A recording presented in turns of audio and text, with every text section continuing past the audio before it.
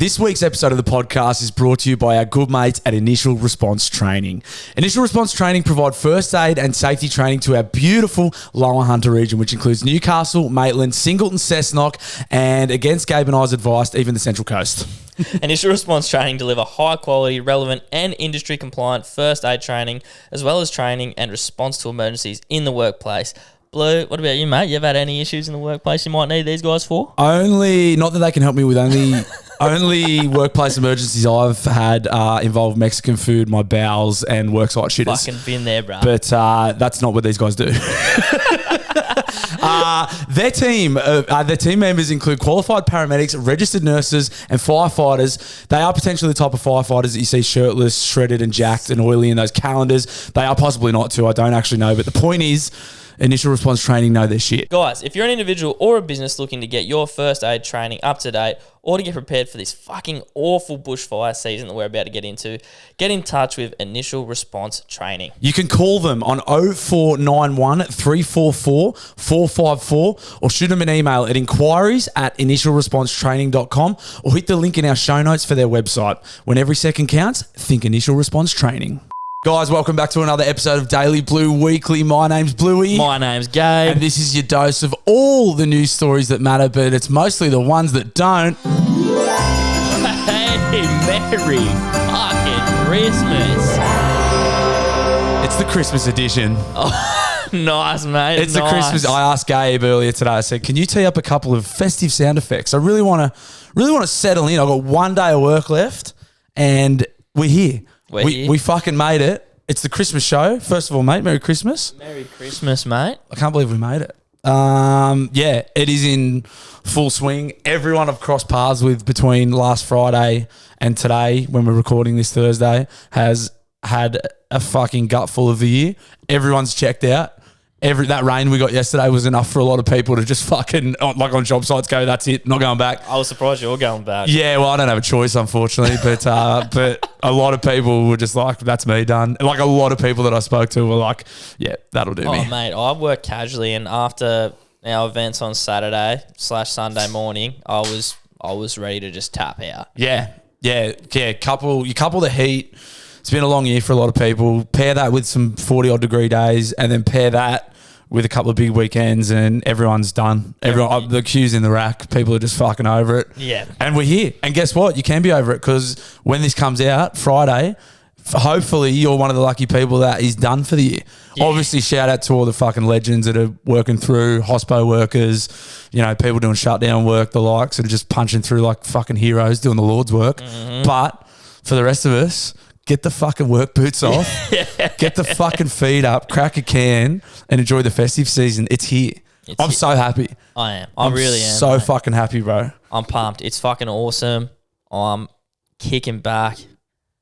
Yeah, mate. I'm just ready to go up to my dad's house, do nothing, eat ham, sing piss. Apparently, I think Christmas Day up there is going to be warm. Yeah. But I think for everyone here in Newey, it might still be raining. Before we get into the preview, let's do the review. As they do with all good footy coaches. Before we start looking at next week's game, let's look at last week's game. Actually, to tee you up even with another before that, I want to pull a bit of an Oprah on you, mate. Okay. Can you look under your seat for me? Oh, here we go. You feel anything under there? Right underneath here. Oh, right under here. Merry Christmas. Hey. That's great. That's very convenient because I got you something too. Oh. Hang on. Merry We like to have fun here, don't we? We're having fun here, Daily. Do you want to open the prezzies now? I can see mine. You want to open it now? Bang. Big bottle of Howlerhead. Big bottle of Howlerhead. You beauty. Some of Dana White's finest there. I put a bit of ice in the freezer. This is getting cracked. Uncle before Dana. This episode. Dana! 60 G's, baby! I'm going to just tear right into this. Thank you, mate. That's very kind. That's right, mate. It's actually very thoughtful. It's something I know you would appreciate a lot.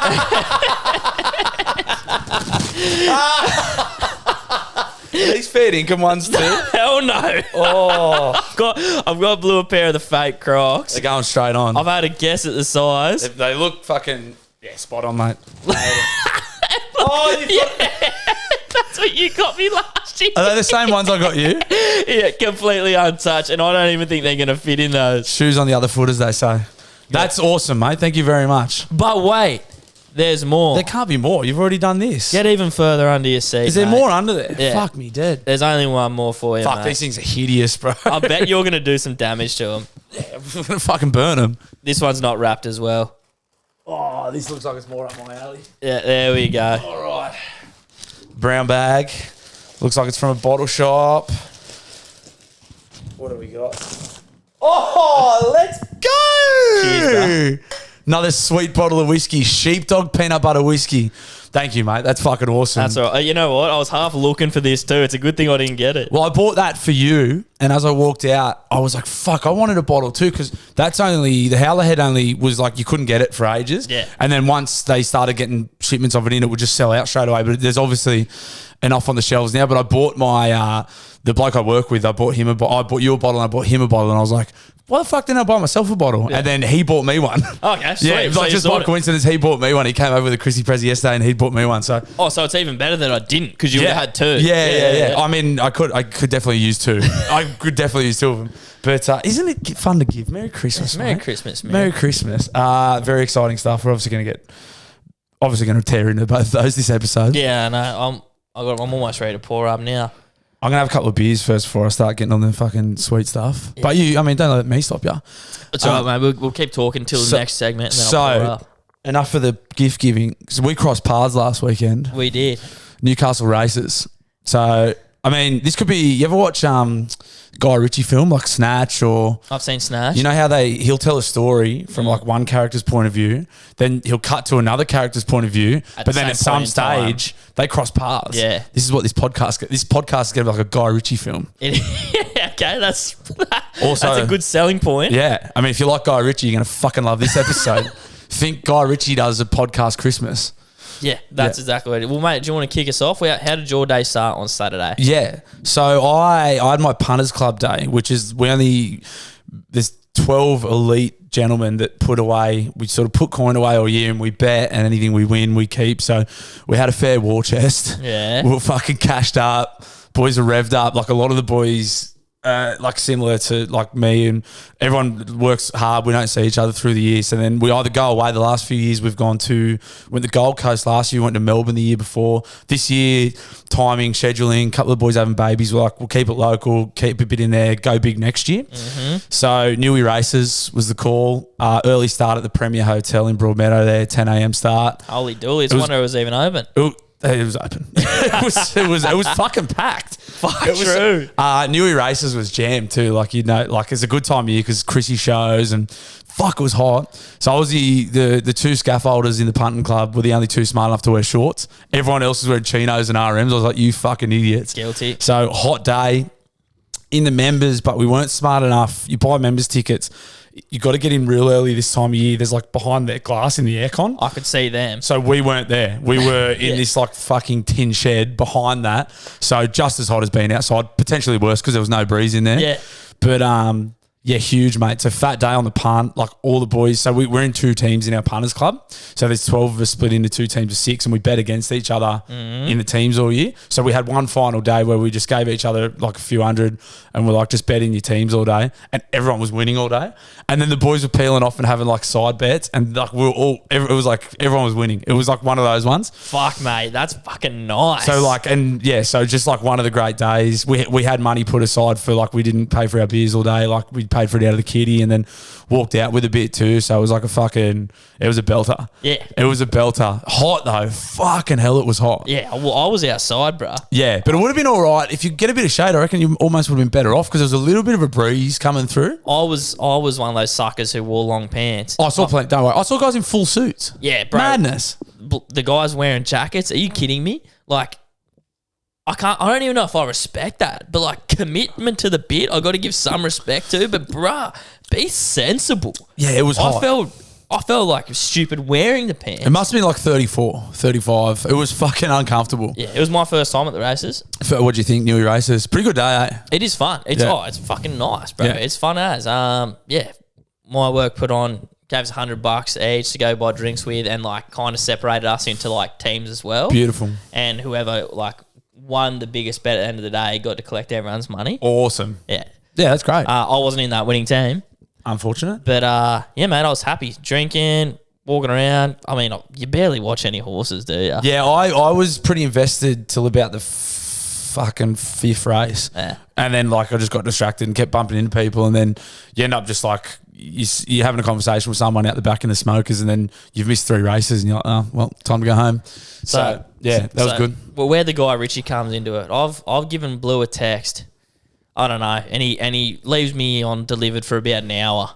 Yeah, I don't look at my phone a lot, eh? Yeah, you're like, yeah, I know you, mate. Everyone else be like, the forward comes fucking. I'm like, this bro wouldn't even be touching his phone. Nah, my missus says the exact same thing. I'm like, I don't look at, like, I'm with me mates. We're fucking talking about how good we used to be at footy. Yeah. I'm not looking at my phone, eh? I'm reliving the glory days. Leave me the fuck alone. I don't need my phone right now.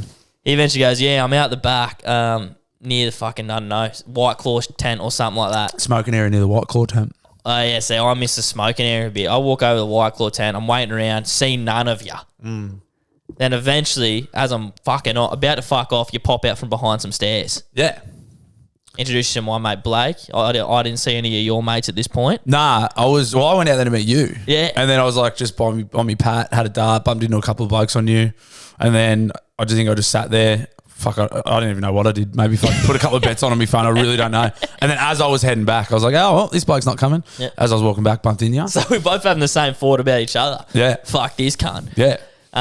Have a yarn, shake hands, have a drink. I fuck off back to my area. Blue fucks off back to his area. Get another text. Gabe, come back out here. Righto.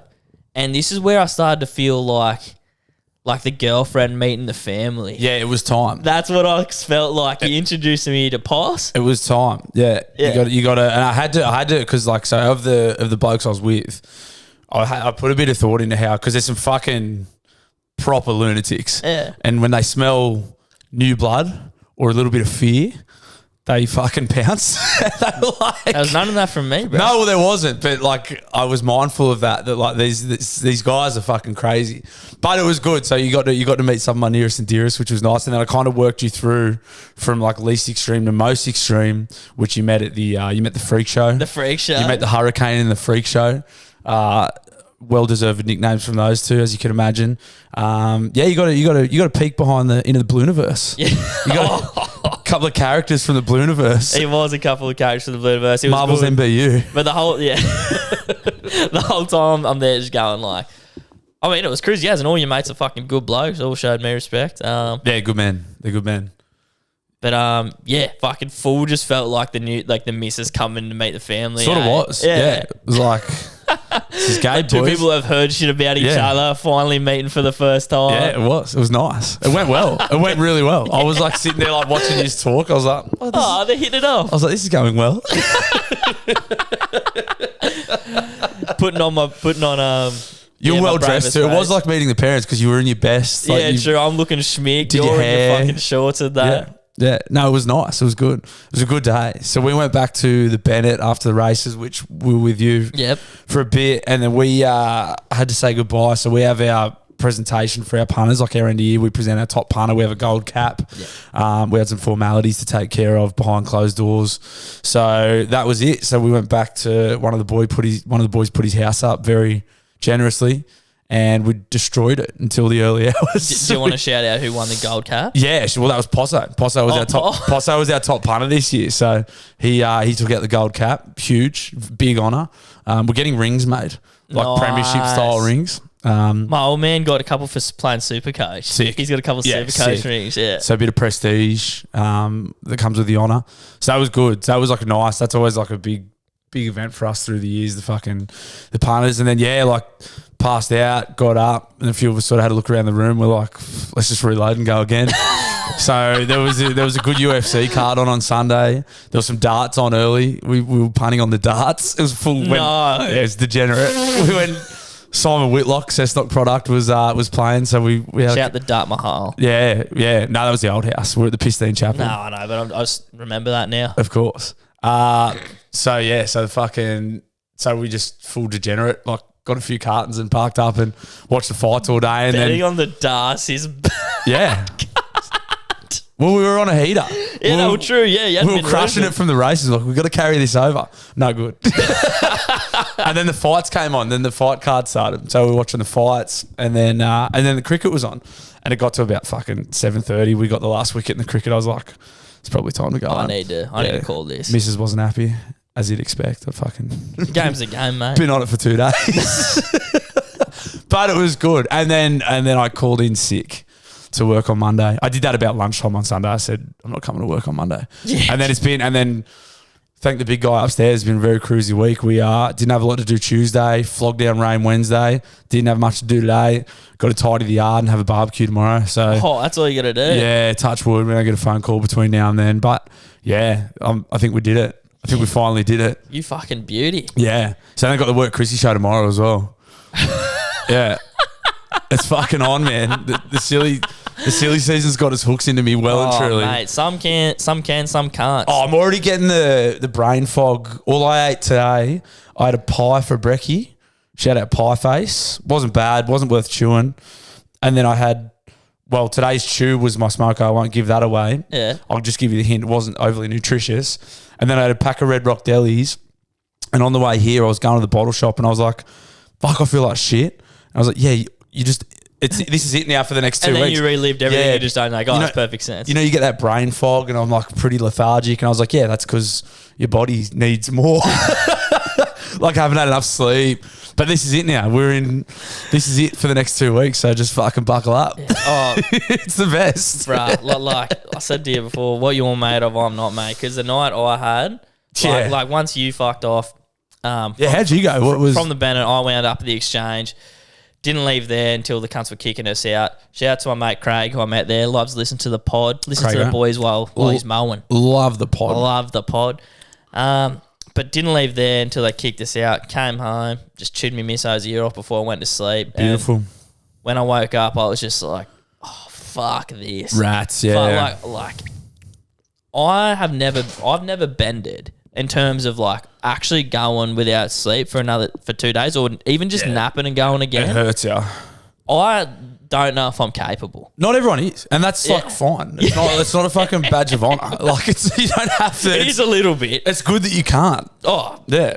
I wish I couldn't. I think I've just accepted that, bro. Like, That's fine. I can't. I feel so shit the next day. I'm having so much fun. Next day ticks over, and I'm like, I'm just cranky. Yeah. I'm just tired. One of the wisest things I ever heard about drinking was somebody once said, when you drink, you're just borrowing happiness from tomorrow.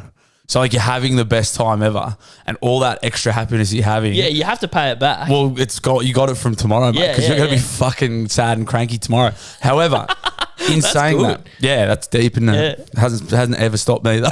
You can't. Yeah, if you keep borrowing it, you can't lose. Eventually, I just I'll put it all on red.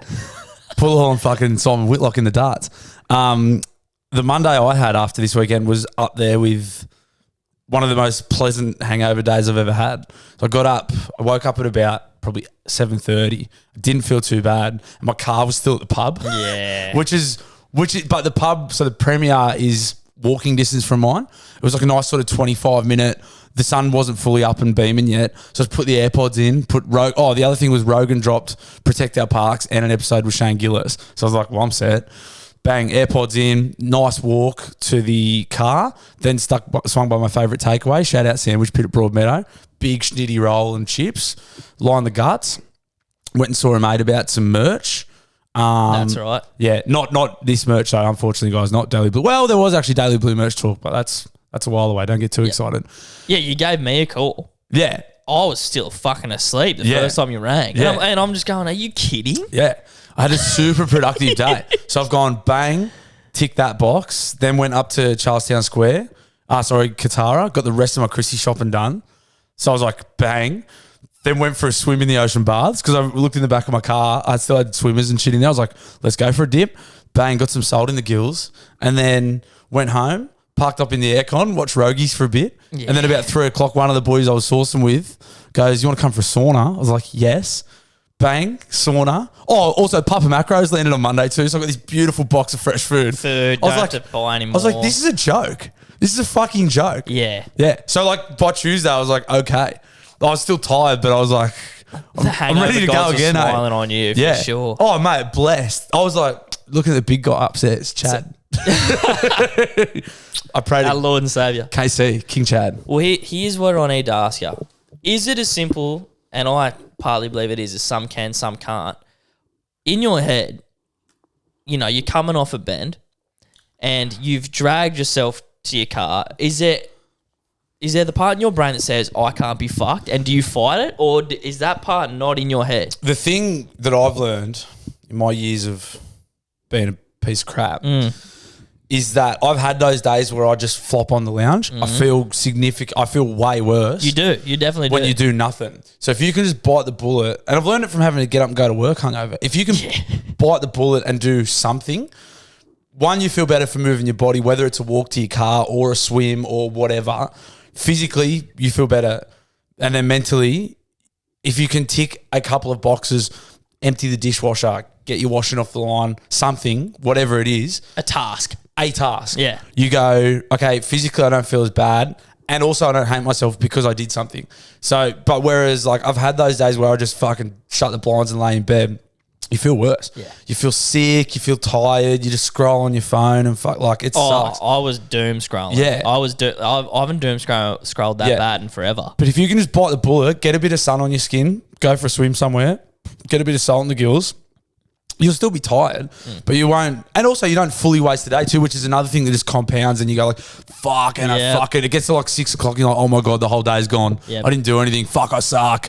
But if you can just like attack it, it's not easy. But I've just been doing it for ages too. Yeah. So I've just been doing it, and I know it's more I know. habit for you now. Yeah. Fuck yeah. Yeah. But like also, like I do know plenty of blokes that like just get crippled by hangovers and just like I can't do it. That's fine too. I fucking lost that battle on Sunday specifically. I lost that battle, but that's fine too. That's like it is what like, we're all different, man. Yeah. Everybody's different, mate. I was still coming to Monday. That's how fucking shocking I am. Dragged myself for a jog, and you're right. Like I felt better afterwards. Working out's one of the hardest things you can do, and like hungover. You're gonna sleep so much better if you just do anything. Yeah, anything. Because the other thing is too, you lay in bed all day, not expending any energy. Then it's time to go to bed, or you sleep all day. Yeah. Then when it's time to go to bed, now you're not tired because you didn't do anything. So, I mean, that's another great bit of advice from me. A bit of better advice. Yeah, another bit of session advice from your Uncle Blue. I know this is a Christmas episode, so I thought we were sort of fishing through the news this week and there wasn't a lot of overly festive themed news. So I thought we'd just go, you know what, fuck it. Let's make it about us. Why not? Because I like it's our show. Well, exactly. I mean, it is about us anyway. But talking Christmas memories, Christmas prezzies, Christmas food. I want to talk food first because I love my food. What's your favourite bit of festive food? What do you love about Christmas food? Like shit that you traditionally mostly only have this time of year. What's your favourite part about it? I think I've said it the last 3 episodes. I fucking love a Chrissy ham. I specifically love how long it fucking lasts you. Yeah. You start having ham sangers, bit of mustard, bit of pickle. Ham cheese toasty, like Christmas ham toasties. Mm-hmm. Obviously minus the cheese for me. Of course. You don't eat the prawns, which is a shocker. Yeah. But this time of year, prawns are grouse. It is nuts because prawns is such a huge thing at Christmas time. And I'm like, no, thank you. Yeah. I mean, look, you don't throw stones from a glass house. Of course. But I'm gonna. Fuck you for that. Yeah, that's fine. Other than that, this time of year, mostly just the piss as well. Yeah. I mean, but that's not uncommon. No, but I like the guilt-free nature of it. The fact that you've got 2 weeks off. I don't have any responsibilities these next 2 weeks. Like it is just because normally you've got something lingering. You do. You're like you've got to pull up or you've got to. I don't want to fucking get too belted because I've got XYZ. There's none of that. No. It's like all I got to do is just go home at some stage, have a feed if I want to, and if I want to get back on the piss, I can. We do because I've got nothing to do tomorrow either. Yeah, no, you're right. It's like it's the best. It's a nice, just that carefree. You don't know what day it is. It doesn't really matter. Everyone's kind of in the same boat. There's always someone to have a beer with. Blokes you haven't seen for ages. It's fucking very nice. I'm figuring out where I'm drawing my line, but because obviously we got boxing training coming up. Yeah. So we have to draw a line in the stand somewhere. Well, I but that's for the future. No, well, here's another pro tip from your Uncle Blue. Just do a little bit now. So I did, before I got on the piss on Saturday, I got up and did I did a big session at Merriweather Stairs. So get a bit of money in the bank. So if you're going to go drinking, Just get a little. That's another thing that'll help you. Get a little bit of money in the bank. Make yourself earn it. Just do something. Yeah. And then like it won't mean anything come time to train because we'll be fucked. But up here you'll just be like, oh well, I did a little bit. Yeah. So that's always a good thing to do. And I think my weekend fucking took a toll on me because yesterday I played futsal and we just got fucking thumped. Yeah, we got washed out at touch, which I was semi grateful for. I wish we got fucking washed Yeah. out. I got whooped. Yeah. Chrissy Prezzies though. Oh, sorry. Did you have any more foods? Nah.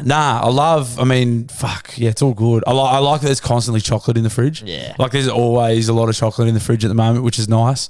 Like I love Ferreros and lint balls. Mrs. doesn't like lint balls, which is because you always get lint balls from either work or whatever. I fucking love them. Lint balls, they're not normal chalky though, are they? I don't know. They're like got the. Do they have a bit of goo in them? Or Yeah, they got a bit of. There's a bit of goo. Yeah. Is it praline? I don't even know. I don't even want to I'm go not into huge that. on them.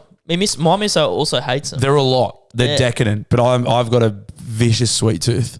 So I know they are rich, but I'm like, give them to me. Lint and like Toblerone did a really good job at like marketing themselves as like, we're the present Yeah. chocolates. And also fucking expensive. Yeah. Bro, they're nuts. Like a big dog of Toblerone's like fucking $16-17, I'm pretty sure. They are pretty fucking big to their credit. They're dense too. Yeah. Like one of those Alps or whatever they are, like you break off one triangle, Yeah. you can, like I'm a glut, but like they're so dense. Like you snap off a good one of them, you can have 5-6 goes at that. Yeah. Like that'll do you for a little bit, but not me. Most triangle time of the year. Yeah. That's all their fucking ad is. And to be fair, it works. It's in my head. Yeah. No, it's a good. Did you ever get the trolley lolly stockings? No, what's that? So, like, the brand of lollies is called Trolley, and they'd have like little gummy hamburgers, little gummy hot dogs. Sometimes it'd just be like the geckos that are sour as well. I don't know, eh? Fuck, man, you're missing out. I used to love getting them. They'd be in my stocking every year. Trolley lollies, people listening. We always got a favourites box. I think that's pretty. I think everyone in the country just about gets a favourites box. Yeah, from someone. Yeah, which I fucking. No complaints. I'll eat everything in a favourites box. I'm not a big Turkish delight guy. Don't love TDs. Do you know what's in them off the top of your head? I'll have a crack. Yeah. If you can get, I'll get the list up and I'll rattle off what I know, what comes to mind because I actually kind of want to test myself Yeah, here. no, I wouldn't mind checking. All right. Have you got a comprehensive list there? One sec. Big, in the words of Chad Townsend, big favourites box guy. Yeah, right, I go for it. Okay. Crunchy. Jeff McCormack. Jeffrey, we're talking favourites. Jeffrey. Sorry, audience, 2 seconds. Hey, mate, I'll call you back in a minute. We're just doing the potty. See you, legend. See you, legend. All right, Crunchy, tick. Crunchy. We've got. Is this the one with the Moro in it? The bludgeon Moro. Moro, tick. We've got a Moro. We've got a Turkish delight. Yep. We've got just a straight up the guts dairy milk. Yep. We've got a cherry ripe. Yep. What about a little bounty? I'm sure they're in there, but on the one Not on that list? On the one I'm looking at, no. What about either a top deck or like a white, like a fucking, you know what I mean, like a white chocolate, whatever they call Yeah, it. see, I remember those too. Nah, this must be 2023 updated version. Let me go through them because it's not fucking written in the list. What do you got for me? So you got Cadbury Caramilk. Bang. So I'll stop you right there. That's caramel. I never had a caramel in a favourites box. Yeah, Cadbury Caramilk, Cadbury Crunchy, Cadbury Twirls, Moros, Boost. Boost, my favourite chocolate. Yeah, Boo's not bad. Dairy Milk, Turkish Delight, Cherry Ripe, Old Gold, Picnic. I like Old Gold. Yeah, I don't hate Old Gold at all. Old Gold's good. I like Old Gold. Yeah. Yeah. Somebody drilled me when I was going through my chocky phase. I found an Old Gold with peppermint in it. I remember that's a bit, how you going? So there was some outrage in the newsroom. Also, the newsroom's nearly at 1,000 people. Is it? We're at about 970. Let's go. So I would love, I mean, you don't have to, obviously, but if you're not in the newsroom and you're listening to this, go and join. If we get 1,000 by the new year, by the end of this year, that'd make me horny. That could be your gift to me. If you haven't joined the newsroom yet and you want to get me something for Chrissy, Daily Blue Newsroom on Facebook, go and join it. Get us to 1,000. 505 stars, tick. 1,000 in the newsroom, pending. 900 subs on YouTube. We ain't getting that to 1,000 either. That's not bad. So that can be your Christmas present to us, guys. Love that. Love that. Here's what I won't eat from my favourites. Morrows. What's a Morrow? Is that like a poor man's Mars bar? Oh, actually, to be fair, I probably would eat a Morrow. I don't know. I just don't even know what it is, to be honest. I feel like it's a poor, like a. I don't think I've seen a full size one for starters. I've only ever seen a Morrow in a fucking favourites box. Good. Yeah, oi.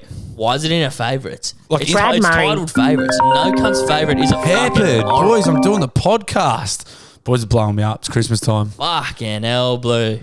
Professionals, mate. I know, sorry, mate. But if I put it on airplane mode, I can't get any stories or anything. I know. Actually, maybe I'll just leave that off for now because we don't need it. we don't need it.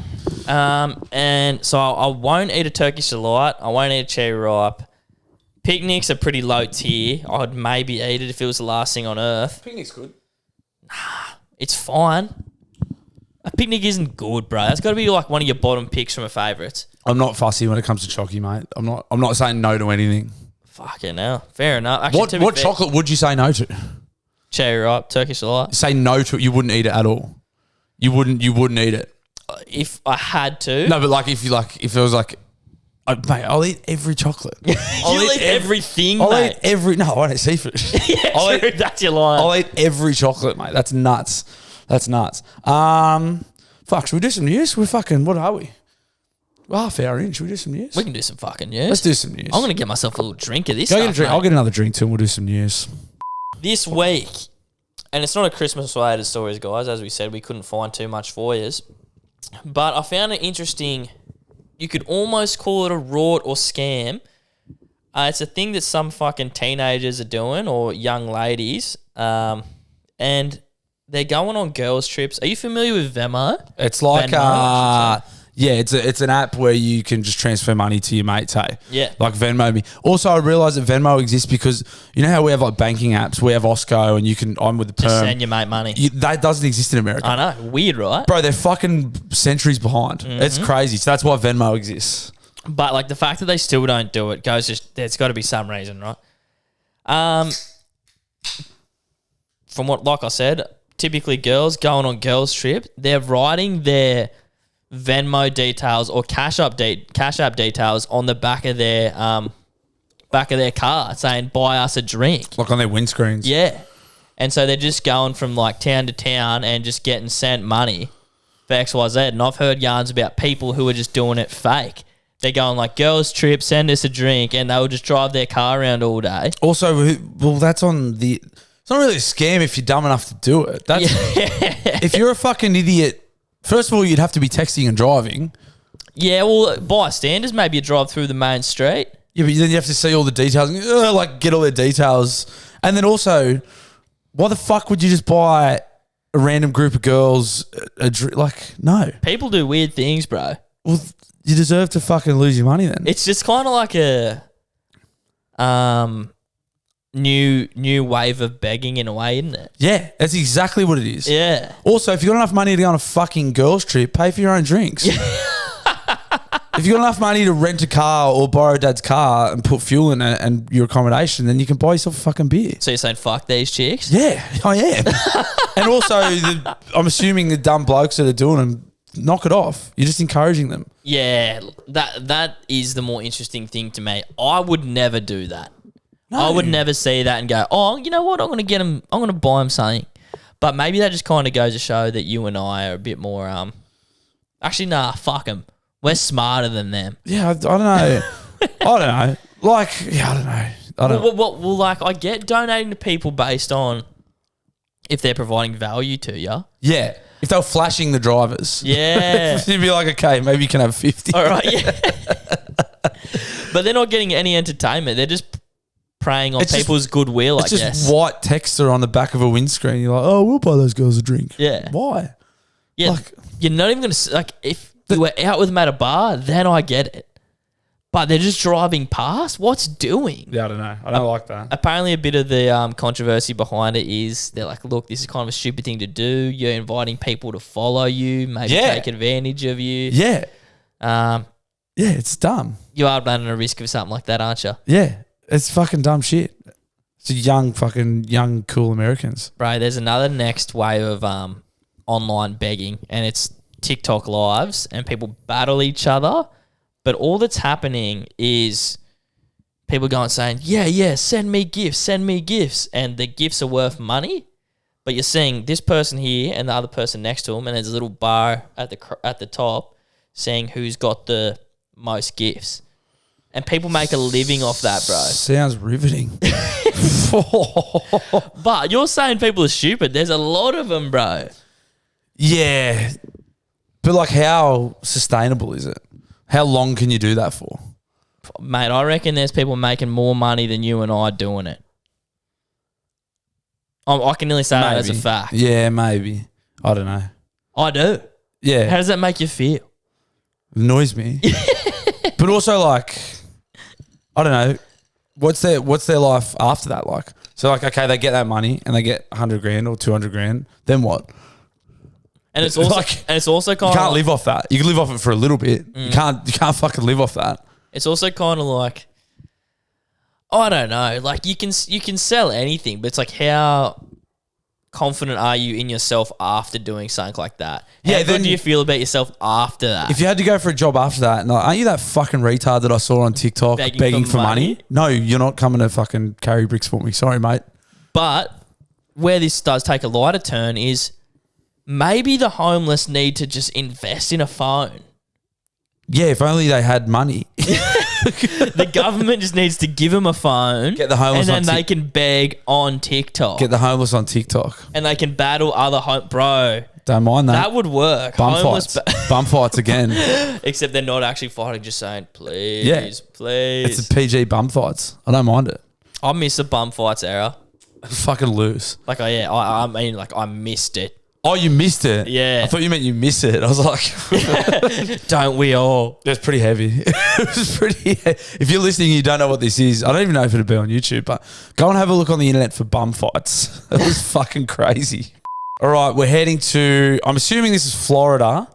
We're talking about homeless people. So it appears to be a homeless junkie punching on with an alligator. Now, this you're going to need video for this, as now you imagine. Now you've got my attention. You have my interest. Now you have my attention. Do we want audio? Yeah.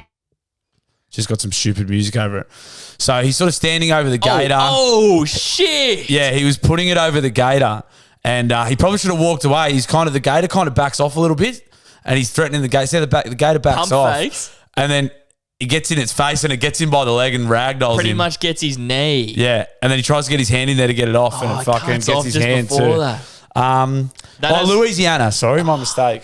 It's titled. The video's titled "Croc versus Crack."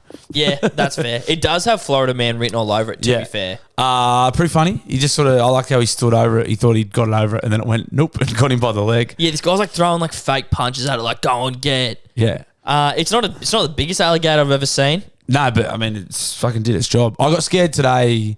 It did kind of make me think today how powerless I'd be if a dog attacked me, because there was a big German Shepherd on this dog I was at, and the owner, the dog sort of ran into this house I was at, and it wasn't from the house. And then it was a big dog, and the owner's like kind of scraggly looking old man. He's like, I just got to go and get his lead. I can't get him back. And this dog was just staring at me. I was like, I'd be in big trouble if that thing went me right now. It didn't. It was a nice dog. Yeah. But it was a big, healthy German Shepherd. And you thought, and I was like, that thing's got me. I was like, it looked at me. And I was like, I was on my forklift, and I was like, it could get up here, no dramas, if it wanted to. Like if it got scared, you just go worst case scenario. Yeah. I was like, if the noise, if it doesn't like the noise of this and it feels threatened, what could I couldn't do anything. I'd be fucked. Nah. I did see Will Smith kill a German Shepherd in I Am Legend, but it was a bit more sad. Yeah. It was sad. No, I'd be in big trouble if I got attacked by a dog. The animal fighting scenarios are back in the newsroom too. Yeah, I know. They made a resurgence from the early episodes. Yeah, people want to know what to do. Well, it's a couple of people that obviously been listening. They've gone back and listened from the first episode, and now they're getting in on the law. It's good to see. Another thing I was thinking about with those people who dial in, I liked it when like they dial in before they caught up, because then eventually when they catch up, they're like, "Oh, there I was." Yeah. Like they don't get to know. Oh, they're straight dialing in away. ahead of. Yeah. They're dialing in like a month in advance, and then it'll be a little surprise for them. Yeah. Hey, it's me. So I think that's fun. It's like, oh, what the fuck? Yeah. Yeah, that croc. I think I could fuck that croc up. That would. Are you serious? You're joking, huh? Oh, I wouldn't do it. I wouldn't approach it as stupid as him. What would you do? What would you do? Here we go. How would you beat that croc, Gabe? I would have a weapon. What? Don't say a firearm. What would you use? I reckon if I was allowed to have one weapon, like even like one of those things like stoke a fire, I could fuck that croc up. I That was a small croc. if you get for you to get close enough to swing it, it'd get you. If you'd stand close enough to take a back swing, and it'd get your leg, and then you're getting the junkie treatment. Yeah, but see, you're underestimating how fast I am. I've seen you move. You've fucking got no fast twitch muscle fibers. That's disrespectful as shit for one, and for two, you haven't. How quick are you? I'm fucking. They call me fucking Gabe the Flash Thomas, mate. Who calls you that? It's myself. That fucking that howler head's gone straight to your head. Yeah, I'm even faster after a couple of howler heads, mate. I'll bring us a croc in next week, and we'll fucking see how you go. And a fire stoker. And a fire stoker. Fight to the death. All right, we're heading to Perth for our next story. Western Australia, where two drunk men caused an 8-hour standoff with the police after allegedly refusing to come down from a Perth roof. Two seemingly drunk men have been charged with trespass following an 8-hour standoff with police after climbing onto a construction site roof. The pair in their 20s, and also these guys must have had a tough paper round because they look a lot older than 20s. Allegedly climbed some scaffolding, huge respect, onto the roof at Rowe Avenue in Riverdale about 1:15 a.m. and refused to come down, eventually fell asleep. I'm going to play some video here. These guys are clearly on methamphetamine. Any audio? No. There'll be some audio, but it's not crucial. They're just kind of yelling at the cop. Oh, no, they listen to the audio because they're bartering. They're making their terms for surrender, and it's pretty funny. Let's get this out.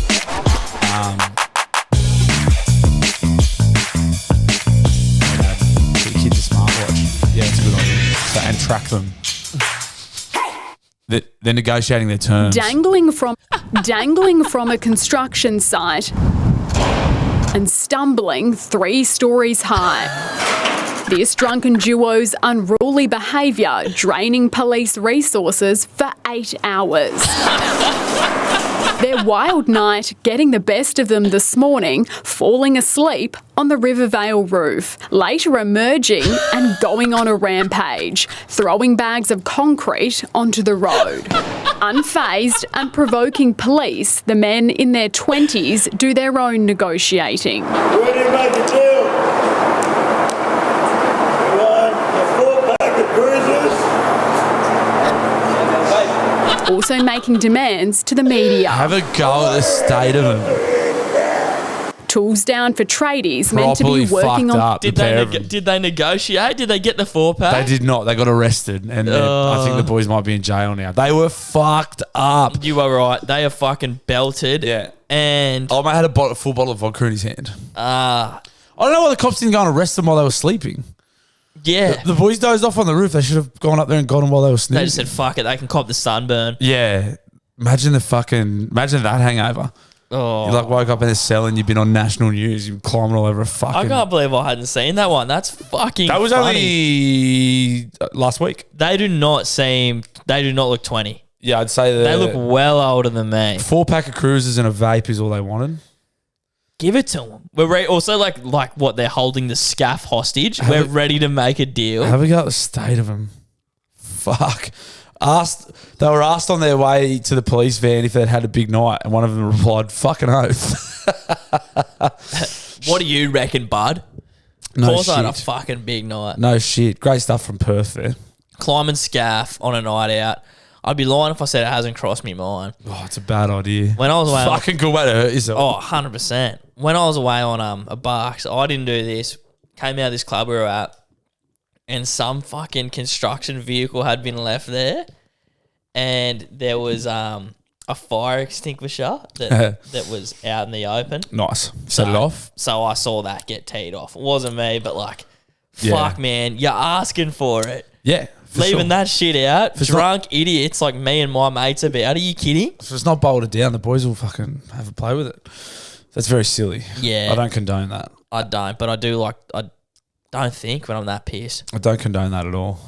Tinder has introduced a new premium subscription service named Tinder Select, priced at a whopping $499 per month. That's mad. $500 a month for Tinder. Oi, I know a few of my mates would be fucking jumping at that. hey, I heard a take on this. $500 a month. That's $6,000 a year. You may as well just pay for a route. If you're paying that much for a dating app, can't. Please tell me please tell me what you get for that much money. The exclusive service available to less than 1% of Tinder's user base offers features like direct messaging without matching, increased visibility, and the ability to be seen by the app's most sought after profiles. Wow. That is insane. Wow. That's fucking hilarious. I know a few blokes that would be all over that too. For $500. I'd be like, is that it? Yeah. Horny cunts.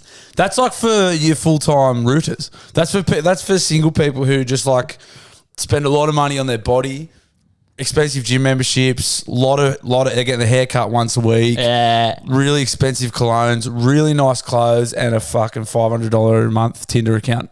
That's for just full-time rooters, men and women. And you know what? And respect to them. I think, mate, women aren't getting offered that membership. That membership is getting offered to fucking blokes only, I reckon. Oh, yeah, I don't know, eh? You don't know? I don't know, man. I know some pretty horny chicks. Yeah, I mean, don't get me wrong. There's definitely horny women out there. Yeah. But I don't think they're horny enough to be spending $500. Who's more likely to be spending the money? I mean, obviously the boys, Yeah. but they might like... You might get like a couple of influencer types that might get like a subsidised one. Like they got Curios OnlyFans. They might be like, give you this premium account. Little Tinder deal for Drake, you reckon? Yeah, maybe. That's insane. $500 a month. There would be people out there that would have the disposable income to do it and would do it for sure. It's been a long time since I've used a dating app, but I think it would throw people like knowing that you didn't match with them and that person messaged you. Do you know what I mean? Like I think they're probably just gonna, and then they go, "Oh, he must be paying $500 to use this. Yeah, thing. surely this guy's a fucking loser." Yeah, surely once people find out you're paying $500 a month to use Tinder, they're like, ew, yuck. You would think, right? Yeah. Like Are you or they go, he's got a lot of disposable income. yes, which Yeah. plays into their hand a bit. Maybe. The funniest thing about Tinder, like obviously it was the maverick of dating apps. Yeah.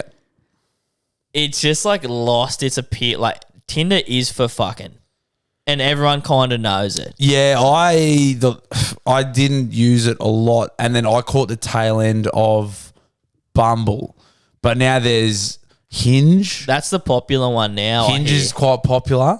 Bumble became because Tinder became quite seedy, so then Bumble shock horror. Yeah, I mean that happens to everything, but then Bumble Every single thing then becomes seedy. Bumble became this is not just for rooting. Girls get to message you. It's obviously all just for rooting. And then I believe Hinge was like, well, no, this is about genuine connections. It's like Now you're for rooting as well. everyone's just on these things to fuck, surely. Like no one. I remember one of the fucking dumbest things I remember was Tinder for friends. So it was like you could set it to I'm just looking for pals. So if you're like new to an area, if you just moved to the Big Smoke and you're like, I'm just looking for some mates. Like surely there's heaps of blokes like, yeah, I'll just go in there and look for some friends too that I can maybe fuck. Like there's everything gets used for fucking. Fucking fair, mate. Everything. That's what Facebook was invented. It was supposed to be a dating for app. fucking, yeah. And then they're like, oh, like everything's like, duh, everything's for fucking. I think Tinder for friends is like, in an ideal world, that's a good idea. Yeah, But it's a great idea. But guess we're what? humans. But guess what? We're horny humans. It's a phone app where you can meet the opposite sex. Of course, it's like, I'm just gonna go for a coffee with this girl. That's it. That's all I'm doing. That's it. Just gonna go be pals with this girl. Nothing else. Like, of course, everyone's gonna try and fuck each other on it. And how awkward is it? Like, first of all, if you've like, there's a very good chance if you meet up with someone from a dating app, it's going to be awkward. Like, in opposite sex included. Yeah. Now, imagine you're a bloke trying to link up with a bloke trying to form a friendship. Yeah. Like, But maybe like that is a crazy experience. it is for you and I because we're fortunate that we've got mates. But imagine you don't know anyone and you're genuinely like, fuck. No, I get it. Oh, yeah, no, but like maybe, and you know what, maybe maybe it is fucking been awesome. Maybe some people have met some really great mates through Tinder with friends. Yeah. It is just fucking weird as fuck. Imagine you said, how did you meet your mate? And you say Tinder. Imagine you met my mates the other day and I'm like, this is Posso. Yeah. We met through Tinder with friends. Me and Maddie, Yeah. we used to play footy together. That's a freak. We used to play footy together. Jeff and I actually met with Tinder with friends as well. Mm-hmm. We fuck as well. Grinder. Sorry, did I say Tinder with friends? I meant Grinder. My bad. I always forget with the Yeah, boys. you know, tomato.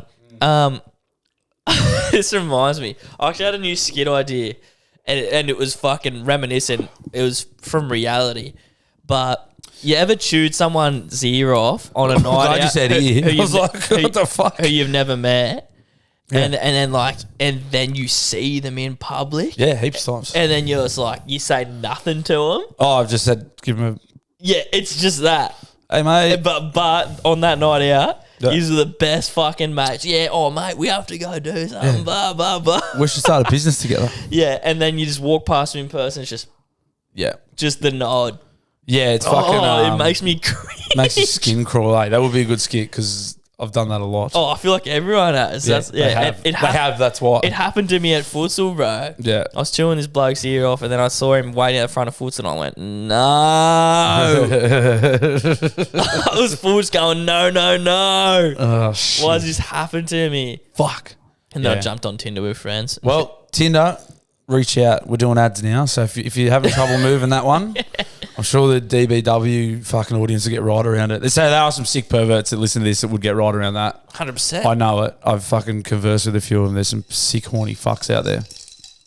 Bluey, in the lovely state of Tasmania, there has been a seal terrorising a small town.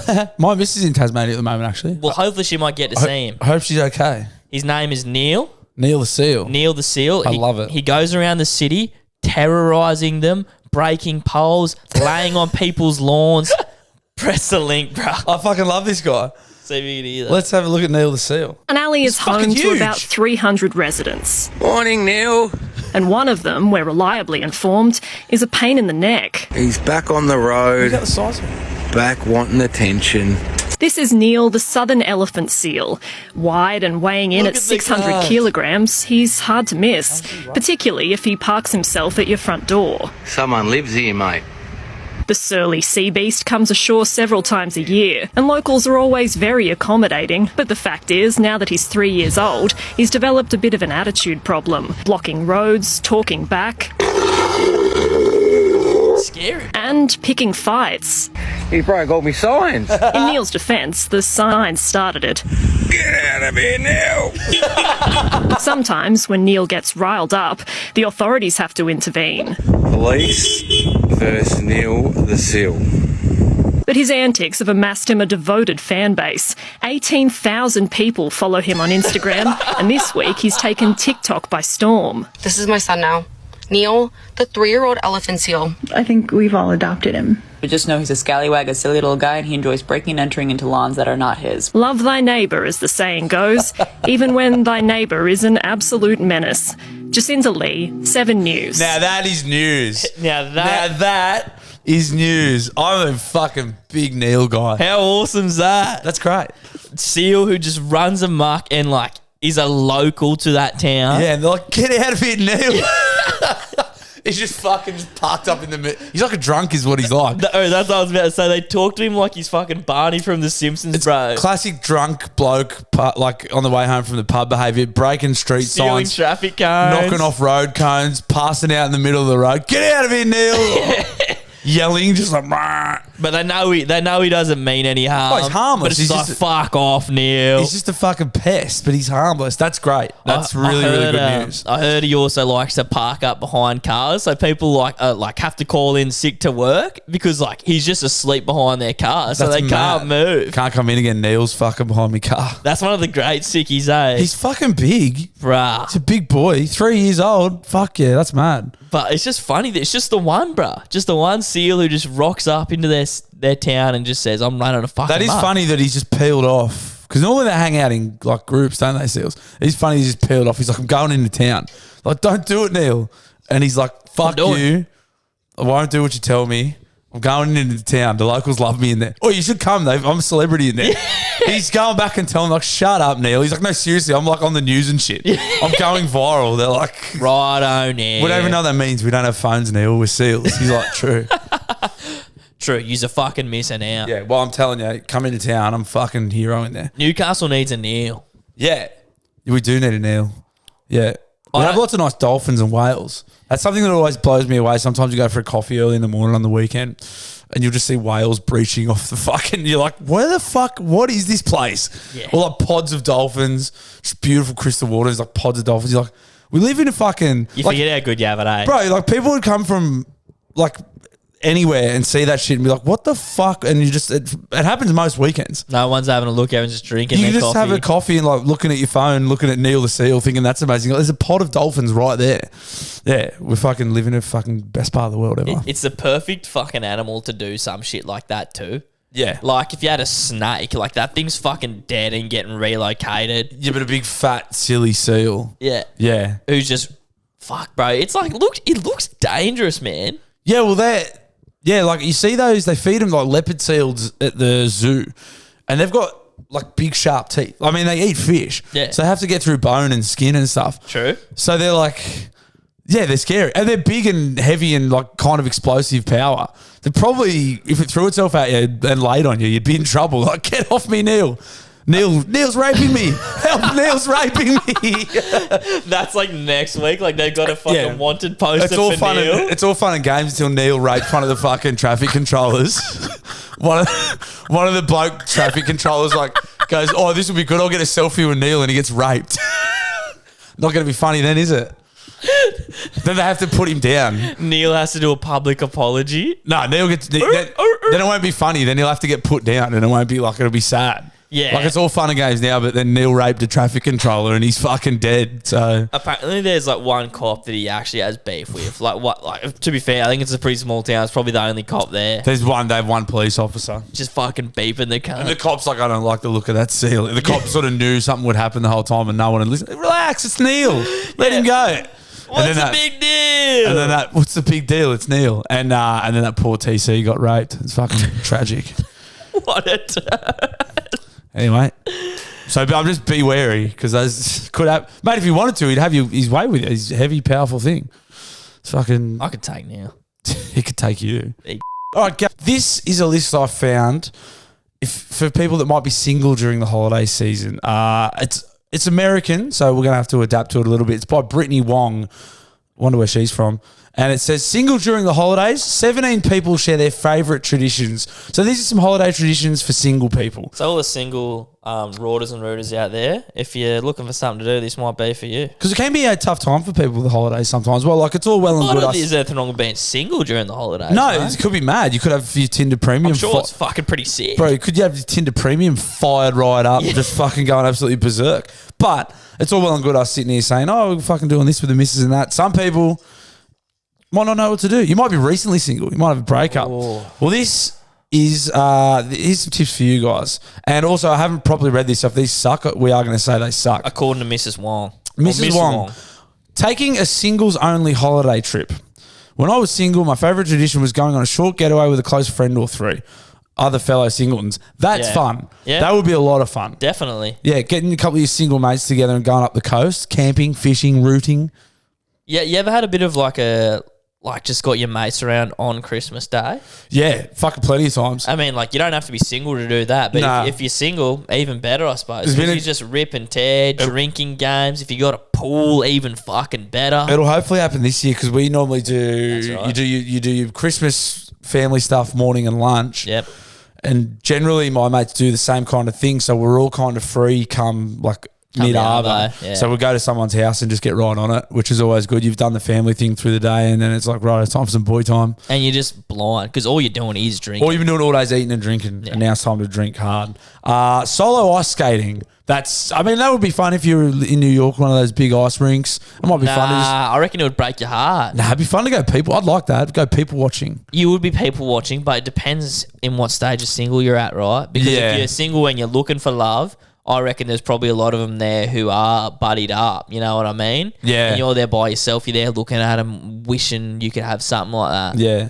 I think you might have wrote this next one. Ooh. I eat pancakes and watch Gina Davis movies. The quote is, I'm single, queer, and the generational trauma breaker from the family. I don't even know who Gina Davis is, cunt. Sorry, I just saw the single and queer thing. I thought of you. I'm not single. Josh, I'm not single. Yeah. I'd get that holiday pay and scrounge leftovers from friends later. Oh, so like go to work Christmas Day, work all the public holidays, work Boxing Day. I did do that for years. Like we used to work work over Christmas, so we'd work on Boxing Day and in between New Year's. It fucking sucked. I hated it. Yeah, the money. I'd rather miss out and not get the money. I hated it. Yeah, me misso just got offered a really good deal to work Boxing Day, but she's not going to do it. No, I'd rather miss out on the money, personally. That's me personally. Do you know who Gina Davis is? No. Yeah, the fuck. The only thing that's coming up is Stuart Little. That's the only thing I remember there. I don't know. Anyway, fuck Gina Davis. Yeah, if you're single, get that holiday pay. There's an option. Recommending work while you're single. That's a shit tip. I make a point to call all my elderly friends who are also alone. I like that. Ring some of your widowed and widowy mates, old people that might be fucking battling away, doing it a bit tough. Go and catch up with some old fogies. Just anyone else who might be alone. Don't have to be old. Just one of your mates who might be single or, yeah. Anyone that might be by themselves at Christmas time. I call my spiritual leader. That would result in me calling Shane Gillis. Yeah. And I don't have his number, so I can't do that. Yeah. These are some fucking weird options. I wrap up... Oh, this one's sad. Here we go. I wrap up gifts myself starting at the beginning of December and open them on Christmas Day. Oh, that's tragic. Nah, but that's a huge fucking L. That's bad. Yeah. This is single, not fucking you're the last person alive and all your family's dead. This is an I Am Legend Christmas edition. I'd fantasize about my New Year's kiss. So that's just sick. Yeah. What do you feel when you're going to rip one out to fucking passion someone on New Year's? Lame. That's weird. I came up with my 5 fires of Christmas. What's that? I love feeling cozy, sitting next to a fire and sipping a hot drink. So I've created my 5 fires of Christmas. I pick 5 different places that have a fireplace or a fire pit, either a restaurant or a bar. I invite friends to meet me on these 5 different days. I'm kind of into this. I don't mind that. No, I'm kind of into that. Especially if there's drinking involved. Yeah, You're like if it's cold, like in America, yeah, sipping some of this fucking lovely hellhead by a fire. Are you kidding? She's won me over with that. I don't mind that. It sounded stupid, but I don't mind it now. Yeah, I would love to have a cold Chrissy one year. Yeah, shit, yeah. Oh, it's the best. I had great Christmas That's right, story. you were in Ireland, weren't you? Well, I lived in England for 2 years. England, sorry. Great Christmas tale, actually. So I was living in the north of England, funnily enough, in a place called Newcastle upon Tyne, where Newcastle United is. Geordie Shore, I was living there. Yes, yeah, Geordie Shore. Bitterly cold. Yeah. Bitterly cold. And one year it flogged down snow and we had proper fucking couple of feet of snow. It was amazing. And me and my mate went out one night. So the place we lived was this little town called Bensham. So it's just 5 minutes outside the city. And I don't know if it's true or not, but someone told me it had the biggest Hasidic Jew population outside of Israel. So it was just full of Jewish people. They owned every building. There was a couple of Jewish schools. It was just full of Jewish people. What'd you do wrong to them, mate? Is that why they have it out for us with the YouTube? This is funny. So they had proper Jews with the curly hair and they're down the side. Yeah, proper. Kind of things. And then so one day we got all this snow and me and my mate went out walking in the snow. We're like, this is amazing. And all the Jewish kids from the school were out doing the same thing. Oh yeah. One of them pegged a snowball at us. But then it turned into. So it was like, righto, well it's on now. Yeah. So me and my mate had this 3-hour snowball fight with this huge group. It was all really fun. That's awesome, bro. It wasn't like Israel Gaza or anything like that. It was like we had this. I have videos of it. I'll try and track them down. And me and my mate had this massive snowball fight. But out of nowhere. It was the most wholesome. Bruh. Look at that. 2 religions. They don't even believe in Christmas, by the way. True. They killed Jesus. The Jews killed Jesus. What? That's a religious text, mate. I know, but fuck. Don't worry about it. It didn't. First of all, none of it happened, so don't worry about that. But so we had this amazing. It was so much fun, and at the end of it, it all sort of the snows, and we were all slapping up with the boys. What the fuck was that? That was amazing. The boys all went to school there, and they're like, "What the fuck? You guys are Australian." It was really really cool. Bro, that's a really good Christmas memory you just reminded me of. You made me feel. I don't know if it was that story with the towelhead. Pelting Jews with snowballs. Warm. Pelting Jewish kids with snowballs. There's a title in that somewhere. Yeah. Might be a bit of a hot button topic at the moment. Bro, I felt warm hearing that, bro. That does sound like an actual Christmas movie. It was great. Like you just having a stroll and then all of a sudden you just go psh, and you're like, what the hell? And then now you and your mate having this fun little game. It hit the ground. It's like, what the fuck was that? Bro, you're describing it like a movie. This is awesome. It was great. It's called A Very Jewy Christmas. Yeah. Blue and the Jews. Bluey and the Jewies. We'll work on it. What's the working title? Yeah, I'll just put that in the notes now. We'll work on that. Bluey versus Jewies. That'll get some clicks. Blue versus the Jews. Especially what's going on at the moment. Fuck me. Bluey v Jewies. But I really love that story, man. Like that, It was great. It's kind of like touching in a way. Like it's just a dumb little thing, but like it's really sweet. I'll try like, to find how some- old were they? They were young fellas. They were young, like so they were like in school. So I would put them between We're talking high school, but like maybe lower like high school. whatever. I don't know what the Jewish schooling system's like, but they were like between probably 14 and 18, maybe. Yeah. And me and my mate at the time, so I would have been 19 or 20, and my mate was like 2 years older than me. So we were fucking creamed him. And you know, yeah, but you know what's even better is fucking if they did that to some loser would just Some be like, loser, what are you fuck you, what Yeah. the fuck you doing? I did originally. No, I didn't really. Nah, that was wholesome. It was very I wholesome. got a fucking a little bit different, but more on like kind of that fuck you note.